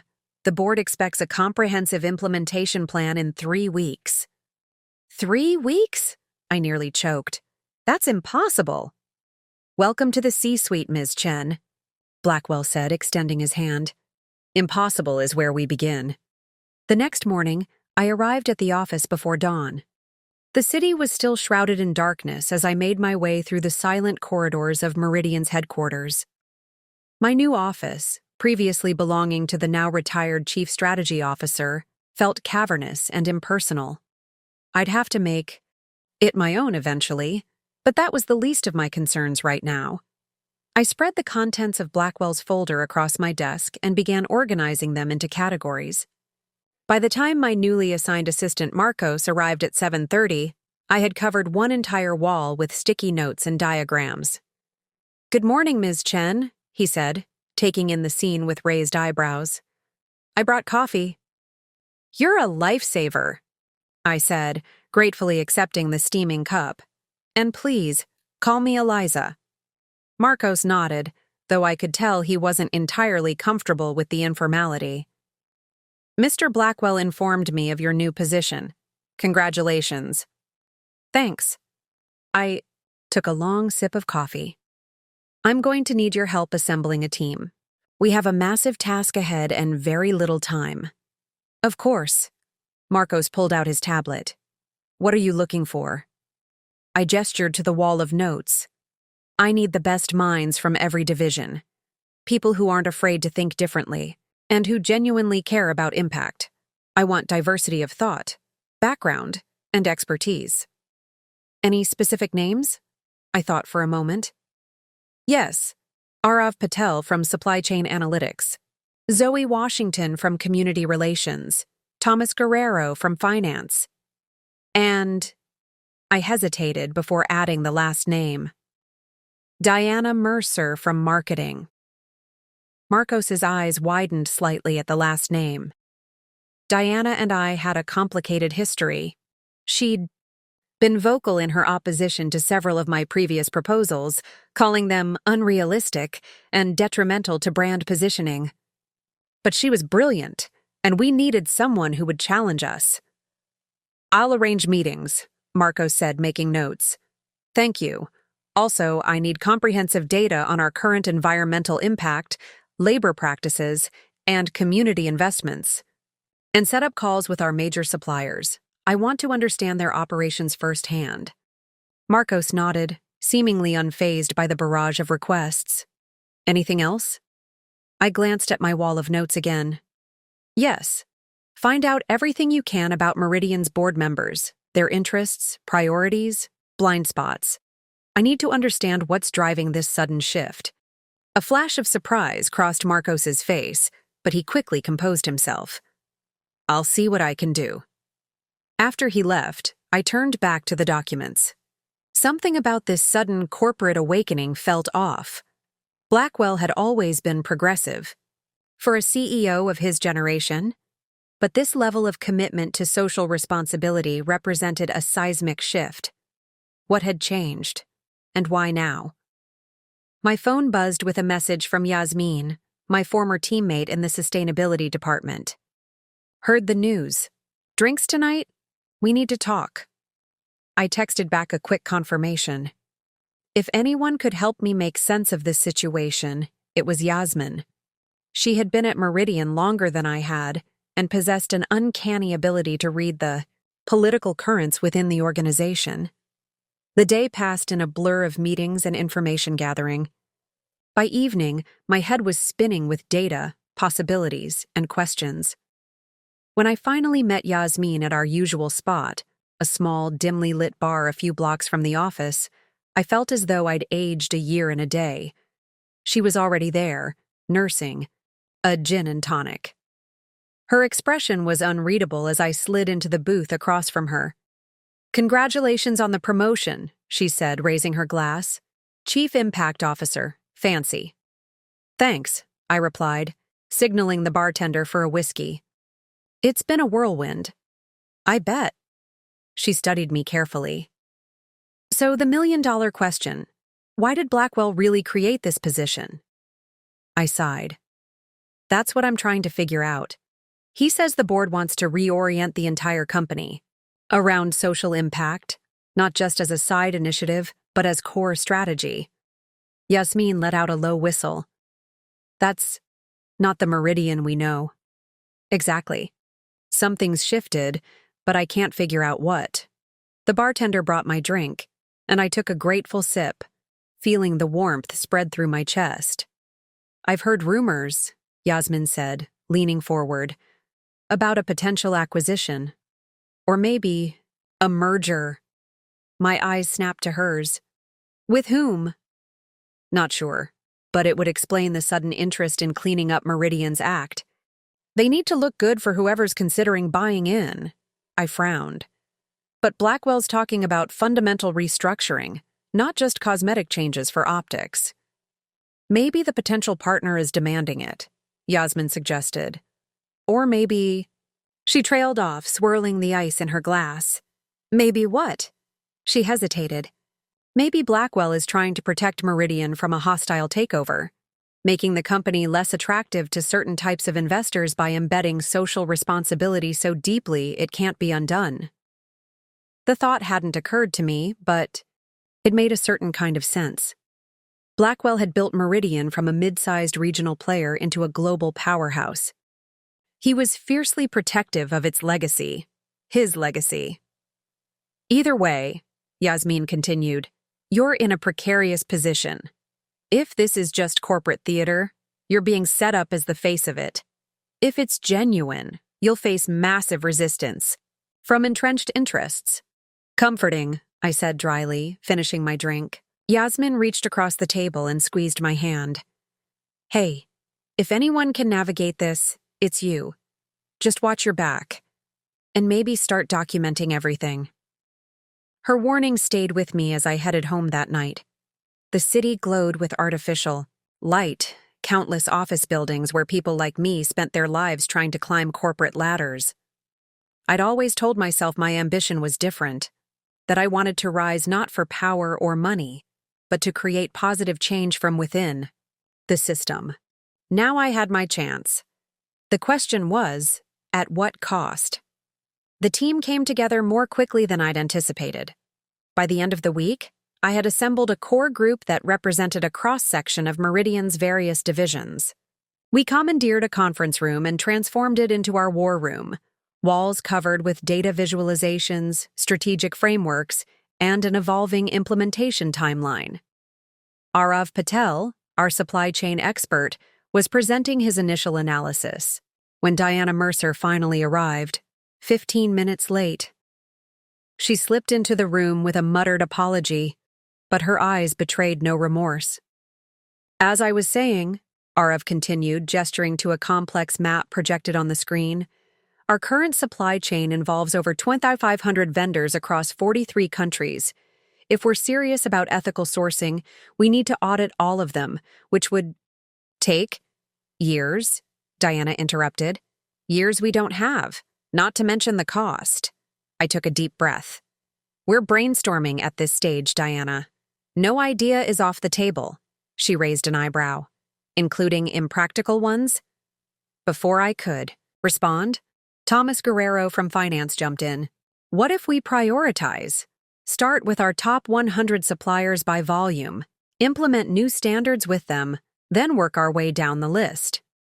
And what happens to the smaller suppliers who can't afford to meet new standards? Zoe Washington asked. Many of them are in developing economies where Meridian is a major source of income. We could create a supplier development fund, I suggested. Invest in helping them transition rather than just cutting them off. The discussion continued, ideas bouncing around the room. Despite the occasional tension, particularly between Diana and me, I was impressed by the team's engagement. These weren't people going through the motions. They genuinely cared about getting this right. After the meeting, I asked Diana to stay behind. I need to understand where you stand on all this, I said once we were alone. You've been skeptical from the start. Diana crossed her arms. I'm skeptical of grand corporate initiatives that promise to change the world, but end up being glorified PR campaigns. I've seen too many of them. This is different, I insisted. Blackwell is talking about fundamental change. Blackwell talks about a lot of things. Her voice was cool, professional. Look, I'm here because you asked for me. I'll contribute my expertise. But I won't pretend to believe in corporate salvation when the evidence suggests otherwise. I studied her face. Diana had been at Meridian for over a decade, rising through the ranks of the marketing department through sheer brilliance and determination. She'd seen leadership fads come and go. What if this time is different? I asked. What if we have a real opportunity to reshape what Meridian is? Something flickered in her eyes, a brief vulnerability quickly concealed. Then I'd be thrilled to be proven wrong. She gathered her things, but I'm not holding my breath. After she left, I stayed in the conference room, staring at the ambitious plans taking shape on the walls. Was Diana right? Was this just another corporate initiative destined to fade away once it had served its purpose? My phone rang, jolting me from my thoughts. It was an unfamiliar number. Eliza Chen, I answered. Ms. Chen, Victor Zhao here. My breath caught. Victor Zhao was Meridian's most influential board member, a legendary investor known for his ruthless approach to business. He rarely involved himself in day-to-day operations. Mr. Zhao, what can I do for you? I'd like to discuss your initiative. Dinner tomorrow, 8 p.m., The Pinnacle. It wasn't a request. I'll be there, I said. Good. And Ms. Chen, Come prepared to explain exactly how this social impact strategy will affect our bottom line. In detail. The line went dead before I could respond. The Pinnacle occupied the top floor of one of the city's most exclusive buildings. Floor to ceiling. Windows offered panoramic views of the skyline, twinkling with lights against the night sky. I arrived 15 minutes early, but Victor Zhao was already there, seated at a corner table, reviewing documents on a sleek tablet. He looked up as I approached, his expression unreadable. In his mid-60s, Zhao had the trim physique of someone half his age and the sharp, assessing gaze of a predator. He didn't stand as I reached the table. "Ms. Chen, sit." I complied, refusing to be intimidated. "It's a pleasure to meet you, Mr. Zhao." He waved away the pleasantry. "Let's not waste time. I've reviewed your background, impressive academic credentials, limited practical experience, strong ideological bent towards so-called conscious capitalism." I kept my expression neutral. I prefer to think of it as strategic foresight. The most successful companies of the future will be those that create value for all stakeholders, not just shareholders. Zhao's mouth twitched, though whether in amusement or disdain was hard to tell. A popular theory among business school professors who've never had to answer to shareholders. He closed his tablet. "But let's assume you're right. Convince me that this massive restructuring will benefit Meridian financially." A server approached to take our orders, but Zhao dismissed him with a gesture. Apparently, dinner was not actually on the agenda. I took a moment to collect my thoughts, then launched into the case I'd been preparing since my conversation with Blackwell. I outlined how integrating environmental and social considerations into our core business could drive innovation, reduce long-term risks, attract and retain top talent, and build brand loyalty among increasingly conscious consumers. These aren't just theoretical benefits, I concluded. Companies with strong ESG performance have demonstrably better financial outcomes over time. They're more resilient during market downturns, face fewer regulatory challenges, and consistently outperform their peers in terms of shareholder returns. Throughout my presentation, Zhao remained impassive, interrupting occasionally with razor-sharp questions about specific data points or assumptions. When I finished, he was silent for a long moment. "You make a compelling academic argument," he said finally. "But Meridian is not an academic exercise. It's a corporation with responsibilities to its shareholders, many of whom have invested their life savings in our stock. I understand that. Do you?" His voice remained even, but his eyes hardened. "Because from where I sit, it looks like you and Blackwell are proposing to fundamentally alter a successful business model based on trends and theories rather than proven results." I leaned forward. "With respect, Mr. Zhao, what worked in the past won't necessarily work in the future. The business landscape is changing. Companies that don't adapt will be left behind. So it's adapt or die? Is that it?" A ghost of a smile played at his lips. "In the long run, yes." Zhao studied me for a moment longer. "You know, Ms. Chen, in my 40 years in business, I've seen countless waves of corporate transformation. Total quality management, Six Sigma, Agile, each proclaimed as the salvation of modern business." He paused. "And each ultimately reduced to a few practical applications while the core of business remained unchanged. This is different," I insisted. "We're not talking about a management methodology. We're talking about the fundamental purpose of the corporation in society. The purpose of a corporation is to generate profit while operating within the law," Zhao stated flatly. "Anything else is a distraction." I felt a flash of frustration. That view is becoming increasingly outdated. Consumers, employees, and yes, even investors are demanding more. "Some are," he conceded. "The question is whether catering to those demands will actually improve Meridian's financial performance." "I believe it will, and so does Mr. Blackwell." At the mention of Blackwell's name, something shifted in Zhao's expression. "Yes, Richard has always had a broader view of corporate responsibility than some of us. But even he understands that any initiative must ultimately serve the company's financial interests. The use of Blackwell's first name reminded me that these men had a long history together. They'd built Meridian into what it was today, often taking opposing positions on strategic decisions. 3 weeks, Zhao said abruptly. That's how long you have to prove that this isn't just idealistic nonsense. Your implementation plan needs to show clear, measurable benefits to Meridian's bottom line. Otherwise, I'll ensure the board reconsiders this entire venture. He stood, signaling that our meeting was over. Good evening, Ms. Chen. I'll be watching your progress with interest. As he walked away, I remained seated, processing the encounter. Victor Zhao hadn't opposed the initiative outright, which surprised me, but he'd made it clear that the bar for success was exceedingly high, and he'd hinted at a potential rift between himself and Blackwell. I needed to understand the board dynamics better if I was going to navigate this successfully. And I needed to deliver a plan that would satisfy both the idealists and the pragmatists. The server approached again. Can I get you anything, ma'am?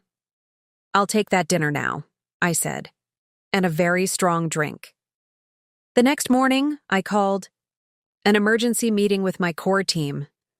Dark circles under my eyes betrayed my lack of sleep, but my mind was clearer than it had been in days. We need to pivot, I announced as soon as everyone was seated. Our current approach is too diffuse. We're trying to tackle everything at once, and it's not going to work. What happened? Zoe asked, concern evident in her voice. I briefly recounted my meeting with Zhao, omitting some of the more discouraging details. The bottom line is that we need to demonstrate tangible financial benefits quickly. Otherwise, this whole initiative could be shut down before it really begins. Diana looked unsurprised.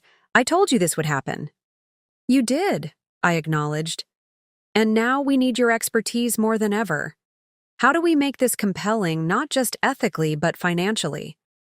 She seemed taken aback by my directness, but quickly recovered. We need to focus on areas where social impact directly translates to business advantage. Supply chain transparency to reduce risk exposure. Energy efficiency to cut costs. Inclusive product design to expand markets. Thomas nodded. Employee programs too. Our turnover costs us millions each year. If better policies can improve retention. Exactly, I said. We need to identify the intersection points where doing good clearly leads to doing well, financially speaking. Those become our Phase 1 priorities. We spent the next several hours reshaping our approach, moving from a comprehensive transformation to a more targeted strategy focused on high-impact, high-visibility initiatives that could demonstrate clear ROI. By mid-afternoon, a new plan was taking shape. We would start with 3 key areas: supply chain ethics, employee well-being, and sustainable operations. Each would have specific, measurable targets tied directly to financial outcomes, reduced risks, decreased costs, improved productivity.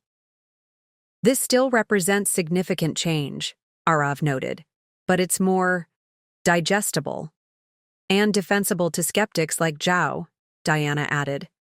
I nodded. We're not abandoning the broader vision.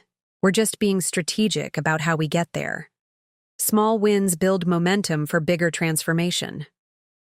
After the team dispersed, I stayed behind to refine the presentation I would eventually deliver to the board. I was so absorbed in my work that I didn't notice Blackwell enter until he spoke. I heard about your dinner with Victor. I looked up, startled. News travels fast. Blackwell smiled thinly. Victor and I have known each other for 30 years. We have few secrets. He gestured to my revised plans. Making adjustments? Focusing. Our approach, I said carefully. Identifying areas where social impact and financial performance are most clearly aligned. He nodded, studying the diagrams on the wall. Smart. Victor respects pragmatism, even if he doesn't share our broader vision. Our vision? I couldn't help questioning. "Mr. Blackwell, why are you really doing this? What changed?" He was silent for a long moment, his gaze fixed on the city skyline visible through the windows. "Do you know how I started Meridian, Eliza?" "You were a commodities trader who saw an opportunity in emerging markets." I recited the well-known origin story. "That's the simplified version. The truth is—" He hesitated. "The truth is that I built this company on relationships with regimes and businesses that would horrify you. I told myself it was just business, that I was bringing economic development to places that needed it. This was not the conversation I had expected. And now? Now I'm 72 years old. I've achieved everything I set out to accomplish, professionally speaking, and I've begun to question what it was all for." He turned to face me. "I don't want Meridian's legacy, my legacy, to be profit at any cost.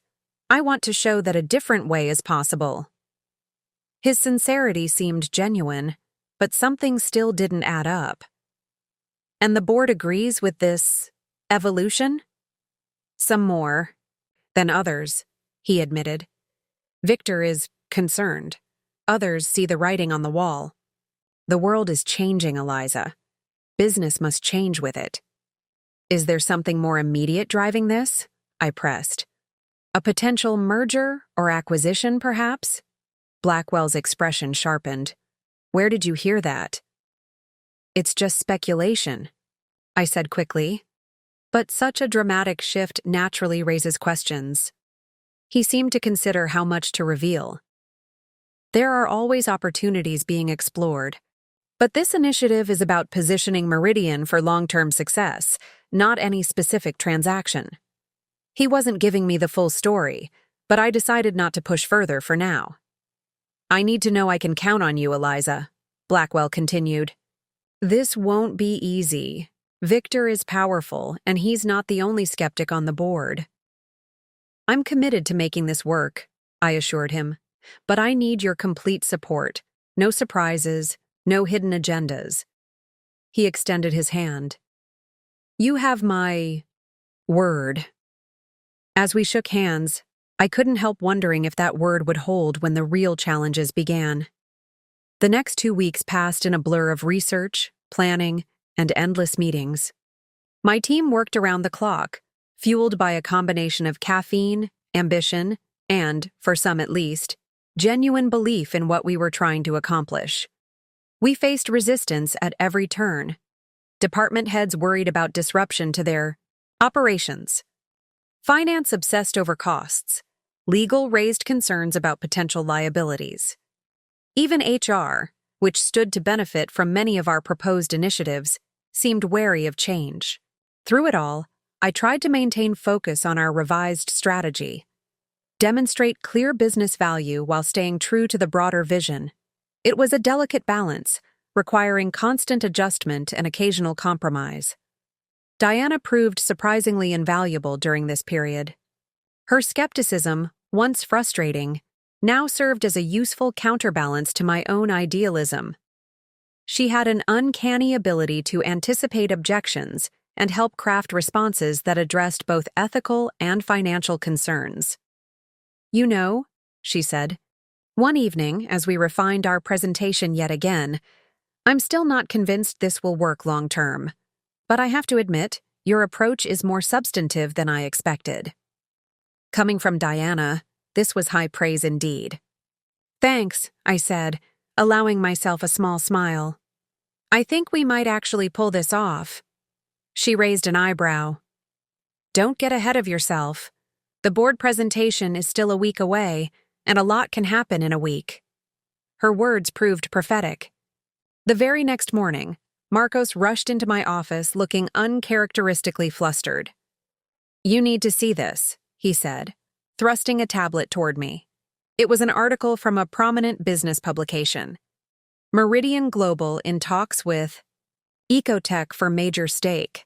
The piece detailed alleged negotiations between Meridian and Ecotech International, a rising star in sustainable technology, for a potential partnership or acquisition.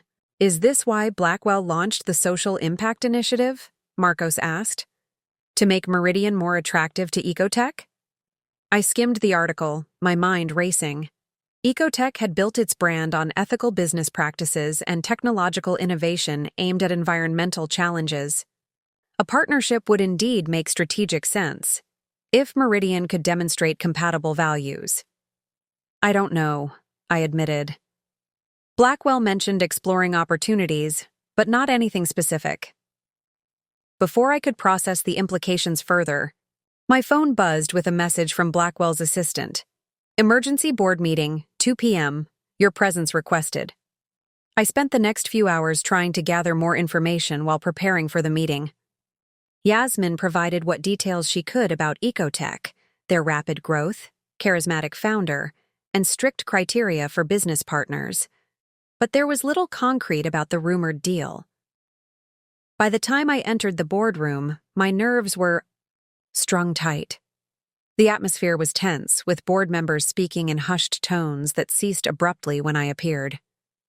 Blackwell sat at the head of the table, his expression unreadable. "Ah, Eliza, please, take a seat." I slid into an empty chair, acutely aware of being the youngest person in the room by at least 2 decades. Victor Zhao sat directly opposite me, his gaze cold and assessing. "I assume you've seen the news," Blackwell began without preamble. "About Ecotech? Yes," I replied, though I'm not sure how much of it is accurate. "Some," Blackwell said. "We have indeed been in preliminary discussions with Ecotech about a strategic partnership. Nothing as dramatic as the article suggests, but significant nonetheless." Victor Zhao leaned forward. What the article failed to mention is that those discussions are now in jeopardy due to the leak. Ecotech values discretion, and they're questioning our ability to maintain confidentiality. The implication was clear in his tone. Someone had deliberately leaked the information to derail the potential deal. "What does this mean for the Social Impact Initiative?" I asked, trying to keep my voice steady. "That's what we need to decide," Blackwell said. "The Ecotech situation adds both urgency and complication. On one hand, demonstrating our commitment to social responsibility could help salvage the partnership. On the other, if the deal falls through, the financial case for such extensive changes becomes more difficult to justify to shareholders." "We're getting ahead of ourselves," interjected Elizabeth Winters, another board member. "The question is whether this initiative was conceived primarily to facilitate the Ecotech deal, or whether it stands on its own merits." All eyes turned to Blackwell. The room fell silent as we waited for his response. "The initiative stands on its own merits," he said firmly. "I've been planning this evolution for Meridian for some time. The potential Ecotech partnership is complementary, but not causal." I studied his face, trying to discern whether he was being truthful. His expression revealed nothing. "In that case," Victor said, "I propose we proceed as planned. Ms. Chen will present her implementation strategy next week, and will evaluate it based on its own merits, not as a means to secure any particular deal." There were nods around the table. It seemed reasonable enough, but something in Victor's tone made me uneasy. "And what about the leak?" I asked. "Shouldn't we be concerned about who shared confidential information?" "That's being investigated separately," Blackwell assured me. "For now, your focus should remain on finalizing your proposal." After a few more minutes of discussion, the meeting adjourned. As people filed out, Victor Zhao lingered, waiting until we were the last 2 in the room. "A word of advice, Ms. Chen," he said quietly. "Be very careful about whose agenda you're advancing. It may not be what you think." Before I could ask what he meant, he was gone, leaving me alone with my growing sense of unease. I called an emergency meeting with my core team that evening. We gathered in my apartment, a more secure location than the office given the circumstances. I shared what had happened at the board meeting and my concerns about the conflicting narratives. "So Blackwell claims the Social Impact Initiative isn't about the Ecotech deal, but the timing is suspicious," Zoe summarized. And Zhao seems to be suggesting there's something else going on entirely, I added. Corporate politics, Diana said dismissively. This is why I've always stayed in marketing. At least there, the manipulation is honest. Arav, who had been quiet until now, spoke up. What if both things are true? What if Blackwell genuinely wants to transform Meridian, and the ecotech opportunity emerged as a result rather than a cause? Thomas shook his head. That's awfully convenient timing. What matters, I interjected, is whether we still believe in what we're trying to do. If this is just about making Meridian attractive for acquisition, then we're basically engaged in corporate theater. But if there's a genuine commitment to change, regardless of the ecotech situation, then we press forward, Zoe finished. For me. We looked at each other, a team of relative outsiders now caught in the middle of a high-stakes corporate chess match. I still believe in the work, Arav said finally. Whatever the initial motivation, what we're designing could genuinely transform Meridian for the better. One by one, the others nodded in agreement, even Diana, though with characteristic reservation. All right then, I said. We continue as planned, but we keep our eyes open, and we build our proposal so that it stands on its own merits. Ecotech. Or no ecotech. After they left, I stayed up late, reviewing everything I knew about both Blackwell and Zhao. The two men had built Meridian together, with Blackwell as the visionary and Zhao as the pragmatist. They'd had their differences over the years, but had generally presented a united front to the rest of the board, until now. What had changed? Was it simply a legitimate disagreement about Meridian's future direction? Or was something more personal at play?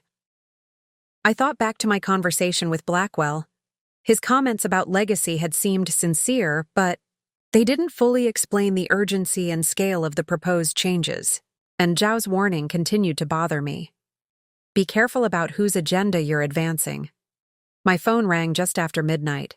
It was Yasmin. I found something, she said without preamble. About Ecotech's founder, Sanjay Mehta. What about him? He's Blackwell's godson. I sat up straight. Are you sure? Positive. It's not public knowledge, but they've known each other for decades. Blackwell was close friends with Sanjay's father in college. This added a whole new dimension to the situation. A personal connection between Blackwell and Ecotech's founder could explain both the potential partnership and the sudden embrace of social responsibility. There's more, Yasmin continued. Rumor has it that Blackwell is planning to retire within the year. He hasn't announced it yet, but he's apparently been setting things in motion. That would explain the focus on legacy, I mused. Exactly. And who better to take over than someone he trusts implicitly? Someone who shares his evolving vision for what Meridian could be? Sanjay Mehta. The pieces were starting to fit together. But why not just say that? Why all the secrecy? Because Victor Zhao has his own candidate for CEO, Yasmin said. His protege, James Carter, who currently runs Meridian's most profitable division.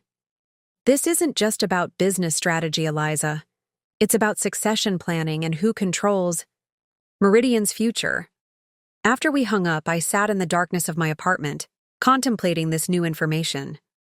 I had been thrust into the middle of a power struggle between two corporate titans, each with their own vision for Meridian's future. And my social impact initiative was a key battleground in that struggle. The question was, what did I do with this knowledge? Confront Blackwell? Align with one faction over the other?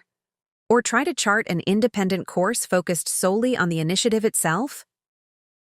Morning would come soon enough, and with it, decisions that could shape not just my career, but the future of one of the world's most influential corporations.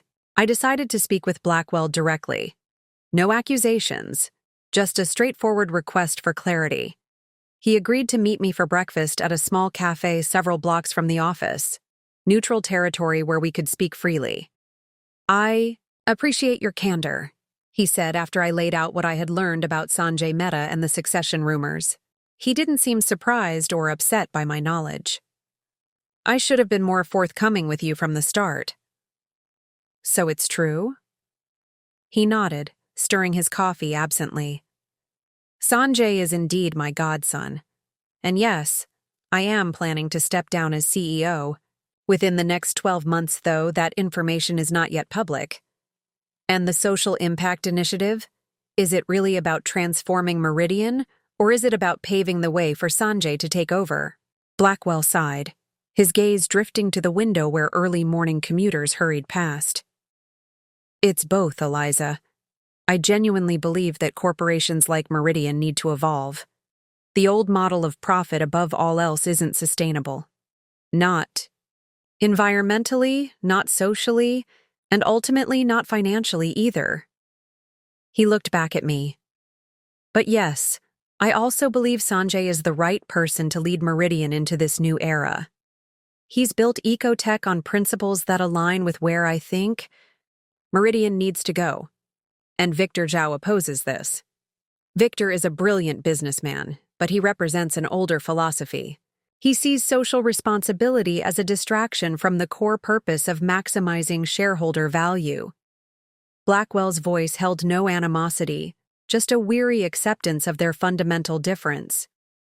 He's backing James Carter as my successor because James shares that philosophy. I processed this information, trying to separate my personal feelings from professional judgment. Why didn't you tell me this from the beginning? Would it have changed your approach? He countered. I wanted your genuine vision for what Meridian could become, not something tailored to support my succession plans. It would have helped me understand the landscape I was operating in, I said. The stakes. Blackwell nodded, acknowledging the point. Perhaps, but now you know.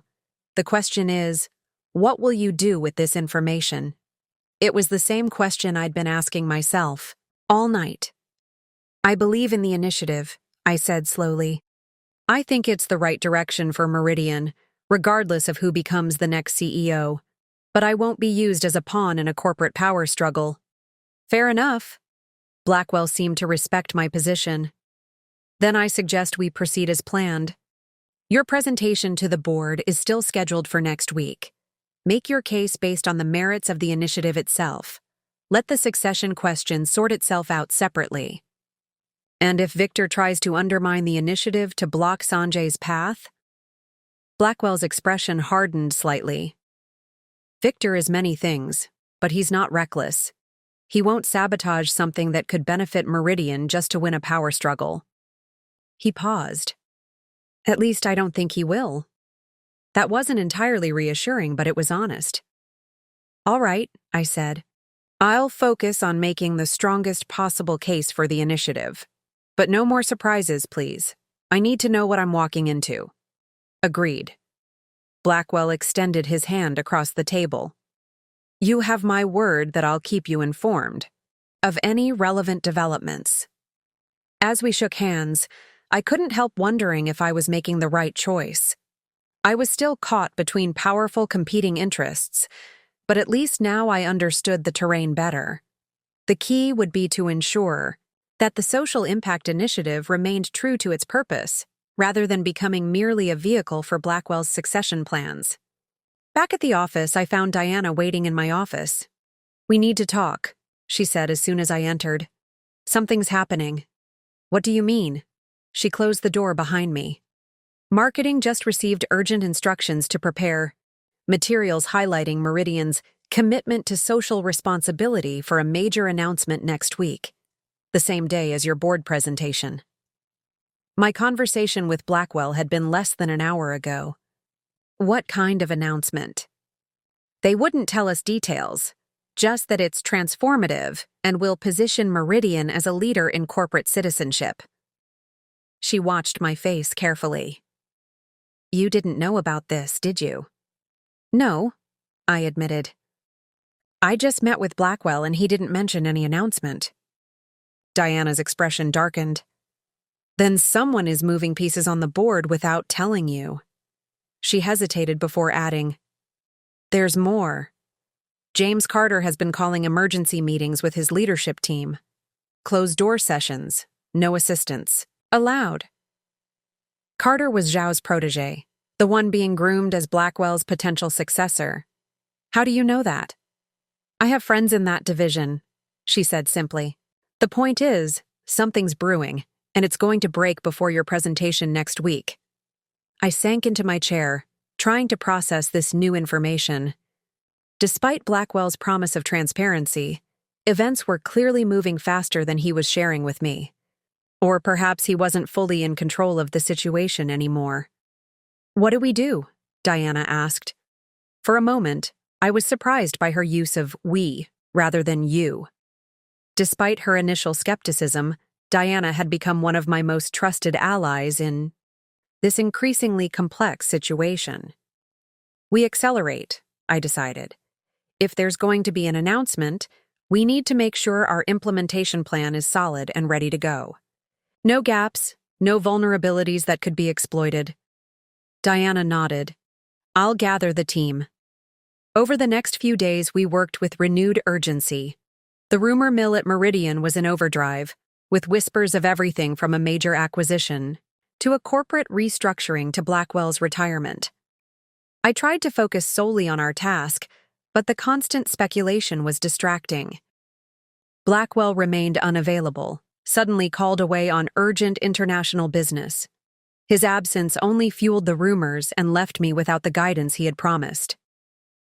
Then, 3 days before the scheduled board presentation, Victor Zhao requested a private meeting. We met in his office this time, a stark, minimalist space with fewer personal touches than a hotel room. No photographs, no mementos, just sleek furniture and abstract art that probably cost more than most people's homes. Thank you for coming, Ms. Chen, he said, gesturing for me to sit. You said it was important, I replied, determined to project confidence despite my unease. Zhao studied me for a moment before speaking. I've been impressed by your work these past weeks. You've shown remarkable adaptability and strategic thinking under difficult circumstances. The unexpected praise put me even more on edge. Thank you. Which is why I want to offer you an opportunity. He leaned forward slightly.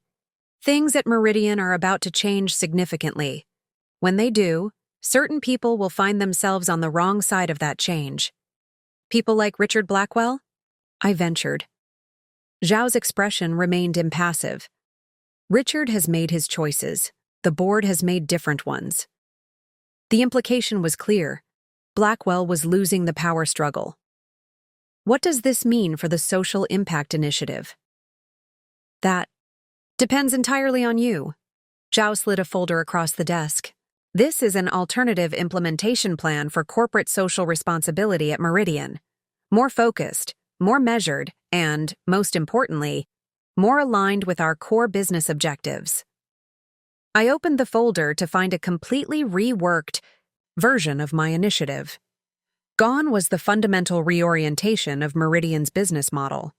In its place was a traditional CSR program, philanthropy, volunteer opportunities, sustainability targets with generous timelines, window dressing rather than transformation. You want me to present this to the board instead of my own plan. I want you to adapt to changing circumstances, Zhao corrected.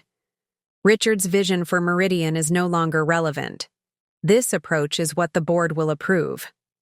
And if I refuse? His gaze hardened. Then the initiative will be assigned to someone else, someone who understands corporate realities better. He paused. Your career at Meridian would likely suffer as well. It was a textbook power play, the kind I'd read about in business school. Case studies but never experienced firsthand. The smart move would be to align with the winning side, preserve my position, and try to effect change incrementally from within. But that wasn't why I had taken this role. With all due respect, Mr. Zhao, I can't present this. It contradicts everything we've been working toward. He didn't seem surprised by my refusal. Everything Richard has been working toward, perhaps. But Richard won't be leading Meridian much longer. Has the board officially decided to replace him? That will be announced shortly. Zhao's tone made it clear the decision was final. The question is whether you want to be part of Meridian's future or its past. I stood, my mind racing but my resolve firm. I believe in the work we're doing. If that puts me on the wrong side of this change, so be it. Zhao remained seated, his expression unreadable. Think carefully about this, Ms. Chen. Opportunities like the one I'm offering don't come along often. Neither do opportunities to create meaningful change, I countered. I'll take my chances with the latter. As I left his office, my heart was pounding. I had just potentially sacrificed my career at Meridian, but the alternative would have been to sacrifice my principles. The question now was, what next? I went straight to Yasmin, who had connections throughout Meridian's vast corporate structure. If anyone could help me understand what was happening behind the scenes, it was her. It's a coup, she confirmed after I explained my meeting with Zhao. Blackwell isn't just away on business. He's fighting for his position. Word is that several key board members have turned against him. Because of the Social Impact Initiative? That's part of it. But it's more about his push to bring in Sanjay Mehta. Some major shareholders don't want Meridian's future direction determined by personal relationships. I paced her small office. So what happens now? If Blackwell loses control, then your initiative is dead, Yasmin said bluntly, at least in its current form. Zhao and his allies will replace it with something more cosmetic. And Blackwell just accepts this? After everything he said about legacy and transformation? Yasmin hesitated. There's one more piece of information you should know. Blackwell is sick. Cancer. It's been kept very quiet, but it's advanced. That's the real reason he's accelerating succession planning. The revelation hit me like a physical blow. Suddenly, his urgency about transformation, about legacy, took on a much more personal dimension. Does Zhao know? I think so, Yasmin said, which makes his move now particularly ruthless. He's using Blackwell's vulnerability to seize control. I sat down heavily. What can I do? The presentation is in 3 days, and it sounds like decisions have already been made. Yasmin considered for a moment. There's one potential option. Sanjay Mehta. If you could get him directly involved, convince him to accelerate the partnership discussions, it might strengthen Blackwell's position. How would I even reach him? I've never met the man. I might be able to help with that, Yasmin said, pulling out her phone. One of my former colleagues works at Ecotech now. No guarantees, but it's worth a try. While Yasmin made calls, I gathered my team to brief them on the situation.